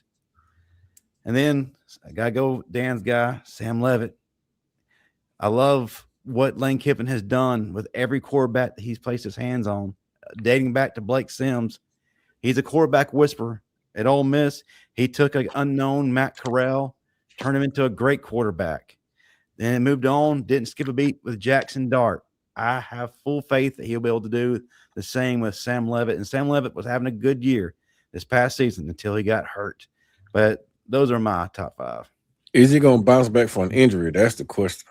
Well, there's a million questions. We don't know what's going to happen with these guys, right? So we're all going to assume, but don't get me wrong, I totally agree with you, Coach Karl. Injury proneness is a part of the evaluation. For sure, when I look at somebody, especially if I'm fantasy football, how likely are you to get injured, right? So let me give you the correct top 5. Let me just say that. All right, let's go. So I'm gonna critique everything you say. Yeah, I hope you do. Every last thing. Number 1, I'm gonna start at the top. Number 1, it's Cam Coleman to Texas. It's a fit. I'm sorry. Name me another wide receiver on that Texas in that room right now. You're right. Sorry, he was my number 1, but I just didn't want to do him like that because he got away with 50 bands. He did, and I agree. I didn't get 50 bands. So look, I wanted him in Alabama. There's no doubt about it. He's talented. He's going, and look, that dude's probably going to put up 12 to 1,500 yards. And all these Auburn fans that were talking about, we didn't really want him anyways, and he dropped a pass here. The hell you didn't? They're about 1,200. He gonna put up 1,200 in his sleep if he don't get hurt. Yeah, that's what I'm saying. So, like, he's about to prove a lot of Auburn fans wrong, and you know who you are, by the way. So, number 2, this I almost want to put it number 1. To be honest with you, how the hell do you lose Reuben Bain and Mesidor, and then you bring in Damon Wilson? In my opinion, the best pass rusher in the transfer portal. Are you kidding me? With that dude developing you? Are you serious? With Jason Taylor. Damon Wilson is a steal, man, but it's still Alabama versus Miami. That's why I didn't put a Miami player in there. See, there it is. See, that's not bias. You got to take those glasses off for a minute. I'm not taking it off. It's not going to be the you for me. Number 3, how in the hell do you get away with Keon Keeley, one of the most up and coming, and I think has the most potential out of the entire transfer portal class at Notre Dame? Are you kidding me? With that schedule they're playing? You know how many sacks? If he stays healthy, do you understand how many sacks he's probably going to have this year? 15. Shit ton. I'm telling you right now. My number 4, it's not going to make a lot of people happy because of who it is, and they're going to, there's a lot of excuses behind it. You let the number 1 wide receiver and Nick Marsh go to Indiana with what they just did with Becker and those cats? Are you kidding me? Or look at Indiana's transfer portal class. Nick Marsh is a good pickup for Indiana, but he ain't the number 1 wide receiver. Okay, he's not the number 1. Cam Coleman. Let me correct that. Yes, I automatically put Cam Coleman above everybody. So outside of Cam Coleman, that was stupid on my part. I'll give you that. So Nick Marsh was the number 2 wide receiver in my opinion. Outside of Cam Coleman, he the best thing smoking. And then I have number 5. I have Sam Levitt at LSU because of the fact, once again, it's a fit, and it's Lane Kiffin, once again, with a high caliber quarterback now, that I think with that wide receiving core at LSU, if they can figure out that offensive line, which it seems like they're bringing in people to figure it out. I'm not too big on Seaton, but if they do get it figured out, we know Lane Kiffin's going to have an offense. I don't think he's ever went anywhere and didn't have an offense, right? Yep. Even fired right before the national championship game. And they still had an offense. Still had an offense. And they still had an offense. But no, I'll be honest with you, John. We can do that, man. Like, shit. The top 5 could have been everything Lane Kiffin done. Easily. Our Because he did so much. He did. Right? He did do a And lot. we could have easily did a top 5, man, with James Smith, Quay Russo, That Noah combo. Carter, dang, I almost put Noah Carter in there. Keon Keeley. Like, that could have been top 5 right there. Just a damn Porter loss for Alabama. Yeah, the top portal 5. losses. We're the number 1. No, we're not. We're not number 1. Look, Yeah, shit, we Auburn didn't lost top of the the most. slung gun because you put James Smith and Quay Russo, and you put them 2 together, you can put them anywhere in the top 5 for Ohio State. I'm telling you right now. Like Justin just did. That's a combination that's unbeatable, right? You got an edge and a 3-tech, or you got a 3-tech and a damn wheel linebacker. Either way you decide to do it, that's a monster combination. Then you still got a stand-up 5 or a 4-eye in Keon Keeley, and you have a stand-up 5 or 9 in Noah Carter that's left, right? Bro, that pisses me off thinking about us Let's losing. just start. We lost what? Shit, four offensive linemen that we really think that we really like to have back, right? So we got that gone, the whole defense gone. Like, shit. We can do a top 5 portal transfer that damn school succeeded outside of that Lane Kiffin that got Bama players. Because it's phenomenal. I'm still pissed that Salaning's gone. Mike DeBose. Mike DeBose, yeah. Bro, we definitely lost a lot. And look, like you said, Lane did a lot. I think Indiana is massively being overlooked. Go look at their class. I'm telling you. Indiana's phenomenal, but you got to think about it. Don't you Lane killing it. Oh, yeah. No, Texas killed it. But that's expected. It's Lane Kiffin, right? So the thing about it is Lane Kiffin's been doing this. Kurt Signetti's been doing this 2 years. But now he has LSU money to do it. Yeah. LSU. Kurt Sinetti did good, right? In his porter.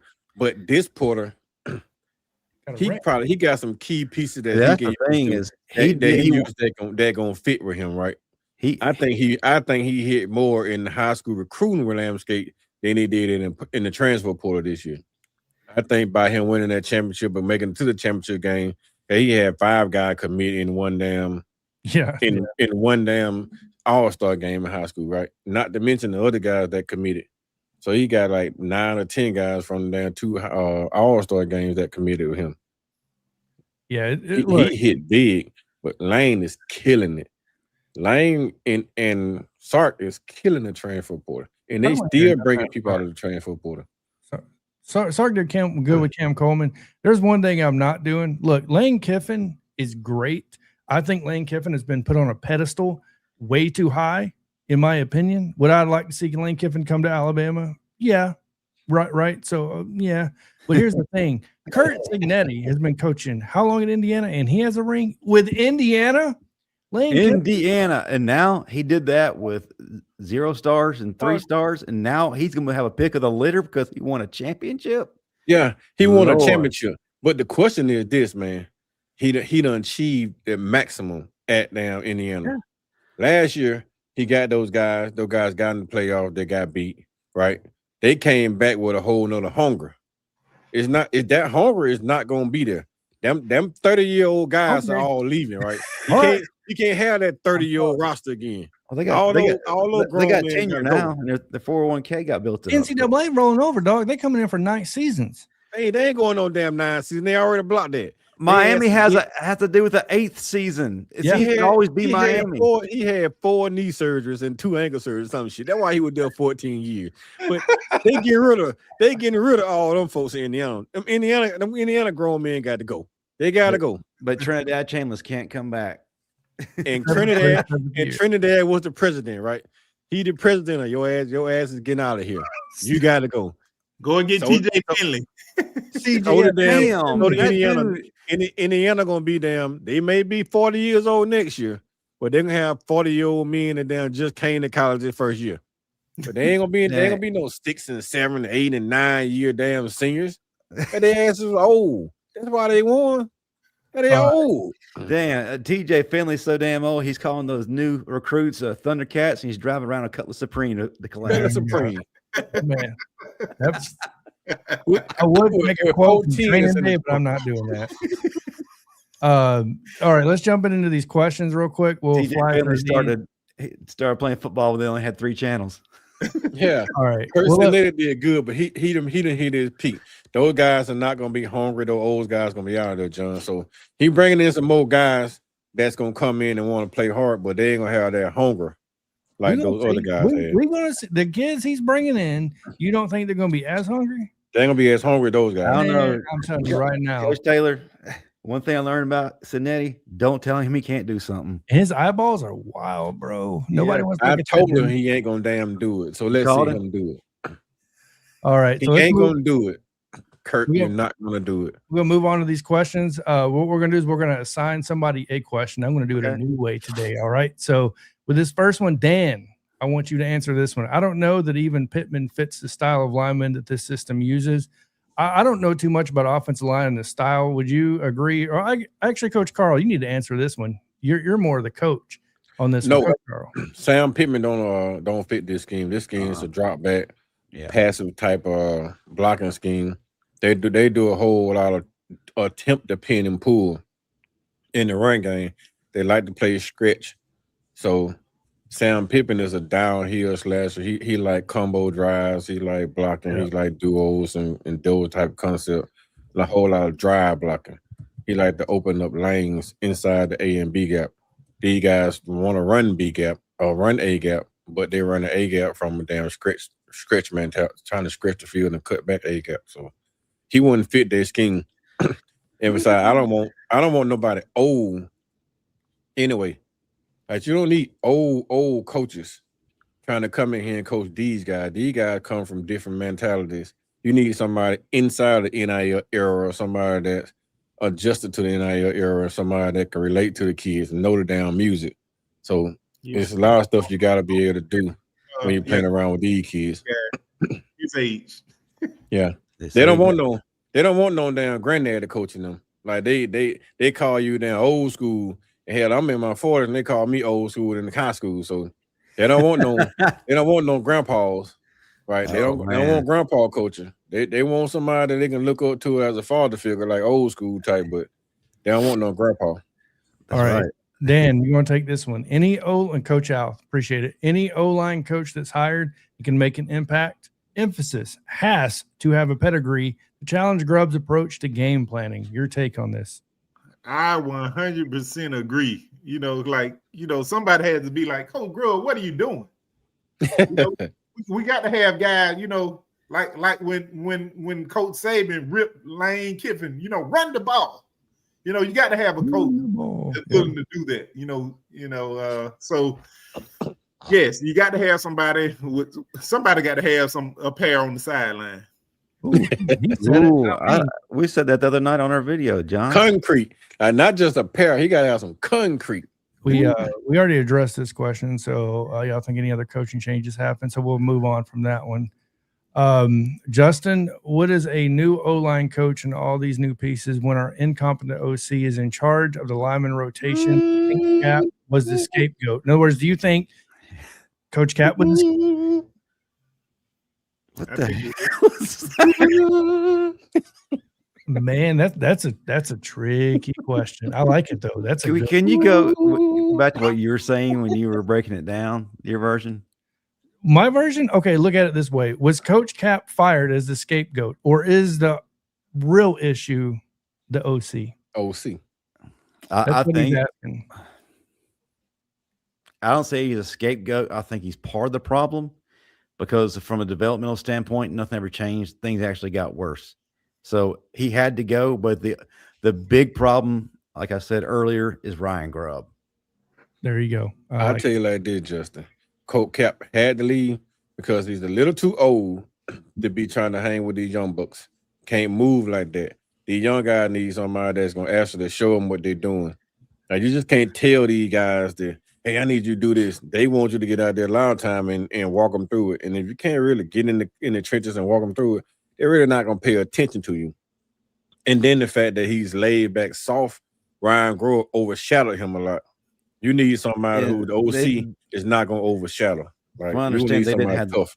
Well, I understand too. They didn't have the best of relationships. They're always clashing with each other.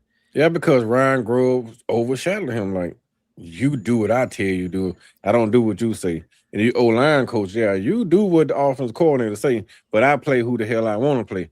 This is my line. I'm going to put my best guys in because I'm with these guys every day. Your ass is over there calling plays inside a booth underneath the damn radio somewhere. You ain't not over here in all these drills. If you want to damn make these adjustments, get your ass over here in all these damn drills. Ryan Grove basically overran him, man, because he was an O-line coach. And probably I had never seen him when I was up there. I never seen Ryan Grove nowhere near the offensive line. It was always kept by itself. All right, moving on here. So this one's already been addressed. This one's already been addressed. This one's already been addressed. Oh, no. When do you think we already have a tight ends coach? We promoted Brian Ellis as tight ends coach. So I'll address that. I think it's a good fit because I don't know who else you would possibly go out and get at the moment that would come over to Bama to coach tight ends, to be honest with you. Usually they got. Yeah, so it's one of those things to where I like it. I say you got Brian Ellis and you got Derrick Nix. Let Brian Ellis get trained by Derrick Nix all damn winter. Yeah. And then he should be able to handle if he get trained by Derrick Nix all winter. Love the picture, by the way. It's great for asking questions. Oh, get OJ Howard from West Alabama. See here, Rob would have been but he's a saving guy, so that's a good one right there. Rob Azell, for sure. I'll give you that one for sure. All right, sorry, I had to take my sponsor me, please, sugar-free Mountain Dew break. I'm just gonna throw that out there. With that being said, Blue Marlin 8138. Klemm would not be an impressive hire. Anyone is an upgrade from Cap, but DeBoer ought to be aiming way higher before settling for a coach with a very mixed record. I don't know. Mixed record? I don't know. Like, give me somebody with a better resume. Yeah, his record's been fantastic anywhere he's went. Yeah, he's had a pretty good damn record. So, but I mean, in 2022 at Oregon, his offensive line only allowed 1 sack, and his 3 years for the Steelers, they finished in the top 10 each year for fewest sacks allowed. Same thing at UCLA, same thing at SMU. Running backs, every place he's gone has set records for their prospective team. So I don't understand where you're coming from. Yeah, it's just one of the things. It's a perspective. It's a perspective. It's all subjective opinion. You know what I mean? So he doesn't think he's an impressive hire. We all. It's one of those things to where, like, a lot of people thought DeBoer wasn't an impressive hire. It's all subjective, right? Even though he just went to the national championship, it's subjective opinion. That's the great thing about what we do, right? So, High Tide, I'll give you this one, Dan. Question: what we going about Roach if the D line doesn't get better and he can't recruit good D? In other words, do we retain Freddie Roach? I mean, he can recruit good D linemen. It's a problem of developing them.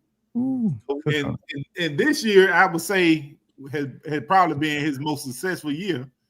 But we gutted the team. We gutted the room. They're all gone. You know, except Beyonce Pierre. You know, yeah. So he did a great job with London Simmons.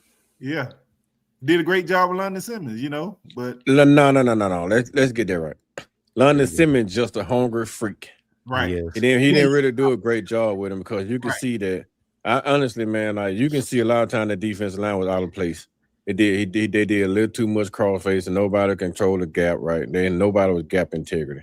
So right. Let me say this too. Because same thing. It could. I hope it doesn't turn into it. But you think about DJ Dale. DJ Dale came in the same way as a freshman. Never improved. He actually regressed. So he regressed. So Yep. so we Jaheim Otis came in was a phenomenal freak the freshman year where Right. he went. Like those guys came in and using just pure talent. Then the development part never hit. So we just got to find out what it's he going to did be. well in year 2. He couldn't stay healthy. Keon Keeley. I mean, he came in with some phenomenal talent and then never get a chance to play. Now he played the last 3 games and looked outstanding. Yeah. So imagine what he would have looked like if he had played the first 2 years. Right. Looked great against Oklahoma, and we didn't play him hardly against Indiana. At all. No. Yeah. At all. Ridiculous. All right, last question. Hell Baby TV 404 question. Coach Karl, who would you hire as a D-line coach? Have you done any research? I know you would hire. Yeah. I already said, I mean, I put in the comment, I would go get what name? Josh Sees. Yeah. Jaquez Sees, or I get Alex, man. Adam, his assistant. Like you can't get him, go get Adam Morris, his assistant. Both of those guys know a lot about defensive line. They done develop some talented defensive linemen. So if I'm gonna go get a D-line coach, I'm gonna get somebody in the NFL. If I can't get Josh, I get Adam. No doubt. So with that being said, yes. Any last comments before we get off here tonight? We'll start off with you, Justin. Anything you just want to talk about before we get off real quick? Just make it under 60 seconds. We'll do a quick. Man, listen, I think that we've addressed everything the best way you possibly could. Topics were controversial. We love controversy, right? So I feel like that we hit the hot topics right now. Had great discussion. We had a 15-year-old teenage girl rant from you, which is always good for TV. But I love what we covered tonight. I can't wait to see what's next. Dan. Yeah, I'm just saying this. Dabo don't listen to Coach Karl. Don't you go to Mississippi. Don't do it. Oh, man. There we go. Coach Let's roll, Karl. Dabo. Let's roll. Let's Coach go. Karl, any last words? Hey, yeah, man. Dan put in a Todd Bates. Todd Bates is not leaving Oklahoma. Hell no. He's Period. not. That man got a good OU. He ain't leaving Oklahoma, bro. So last word, man. Like Dan told Dabo, not though. Dabo, man, let's mount up, man. Let's roll. I got your back, my boy. I got your back. Let's roll. Hey, I will say this: if we do ever decide to move on from our strength conditioning coach, going over there to Starkville and get Shaw Williams, bring him back. Ooh, man, that dude is one of the best strength and conditioning coaches in the game right now. But you keep saying getting back to Tuscaloosa, right? That's the problem. That's the problem. See, he hearing that part. If they gonna go get anybody talking about strength and conditioning, they need to go to the NFL model, right? Bring Marvin in the college room trying to get college coaches. Hours. Most of the college coaches are not gonna come here. College coaches like to be coached by tough-minded guys. You go get NFL coaches, they'll come in, they can be laid, they can deal with the laid back, right? Because it's a profession to them. They can deal with the laid back. So go get them, let them come in and do their damn thing. And they'll tolerate, the quiet, sit in the corner, mannerism as a man, that quiet guy with that the girls don't like. The girls all like the nasty boys. So you can keep the quiet guy that the girls don't like, right? So we got the quiet guy that the girls don't like, right? Hell, some of those talking heads don't like the quiet guy. We like that nasty guy like damn Sydney. So go to the NFL model, man, and get some coaches in the NFL that know how to deal with people who don't voice their opinion like that much. Because Mike Tomlin probably get in your ass inside the facility, but he don't get in your ass on the sideline. He more no laid back guy. Most of the NFL guys are laid back anyway. So you're gonna do that. You're gonna do that like Ryan Day. Go to the NFL model and build for the NFL. Get your staff from the NFL. There you go. My last words are very simple. It's been fun, right? I'm glad I got to, check some people on here tonight. You know what I mean? I'm glad I got to give my great takes and all that good stuff. Anyways, no, it's always been fun. Obviously, appreciate everybody getting on here. Justin, Dan, Coach Karl, all that good stuff. With that being said, I'll let these guys know where everybody can find you at and everything you got coming up. Justin, talk about your Tuesday night show, and then we'll drop down to Dan for the X account. Same thing with Coach Karl. Justin. Yeah, catch me on Tuesday nights, catching hell there too, because apparently it transfers over to Sunday nights. I'm sorry, bro. No, Tuesday night, 6 p.m. Central, 7 p.m. Eastern. The Bama Standard is live and on the air on this fine network. When we're not doing that, catch us on all socials. We're not too hard to find at the Bama Standard. Got great content coming for you all off season long. The guests don't stop. We're just going to keep having fun. All right, Dan, where can they find you at, brother? Listen, dude, apparently y'all can find me here on Sunday night. It's official. Every Sunday night, 8 p.m. Central, 9 p.m. Eastern, right here with my super cast. There we go. On X at T-Town Dan. Catch me on Facebook, Dan James IV, and be looking out for, Justin, Coach Karl, Johnathan. We'll be, doing videos, whatever. I'm available. Yeah. He said his OnlyFans account is open for business. Business. Hey, no dudes allowed. No dudes allowed. No, Coach Karl, where can everybody find you at? Hey, I only got one fan. Oh, that's wife. Oh man. Hey man, you can find me here on Sunday night with the stand-up man, my brothers. You can find me on the Block Sports Talk when I'm on here saying some controversial, pissing guys off in my inbox talking crap. You can find me on X at Coach KD Taylor.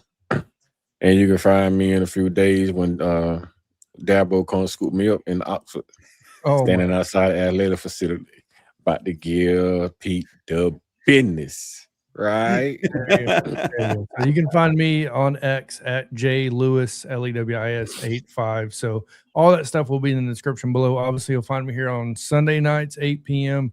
Obviously, you get the Tuesday night show with Daniel Petty, Justin Riley, and Marvin Constant. And then we got another show that hopefully will be coming soon here with Coach Taylor putting it together, where it's a full panel of coaches breaking down stuff from a coaching perspective. That's going to be extremely interesting, to say the least. Justin, you got something to say? Yeah, quick question. Is Marvin Constant's call-in show starting this week? Yes, and Marvin Tuesday, Constant, 6, 5, Tuesday at 5 p.m., Constant Chaos starts, where there will be a call-in show to call and ask Marvin questions or debate him. So that's going to be very interesting.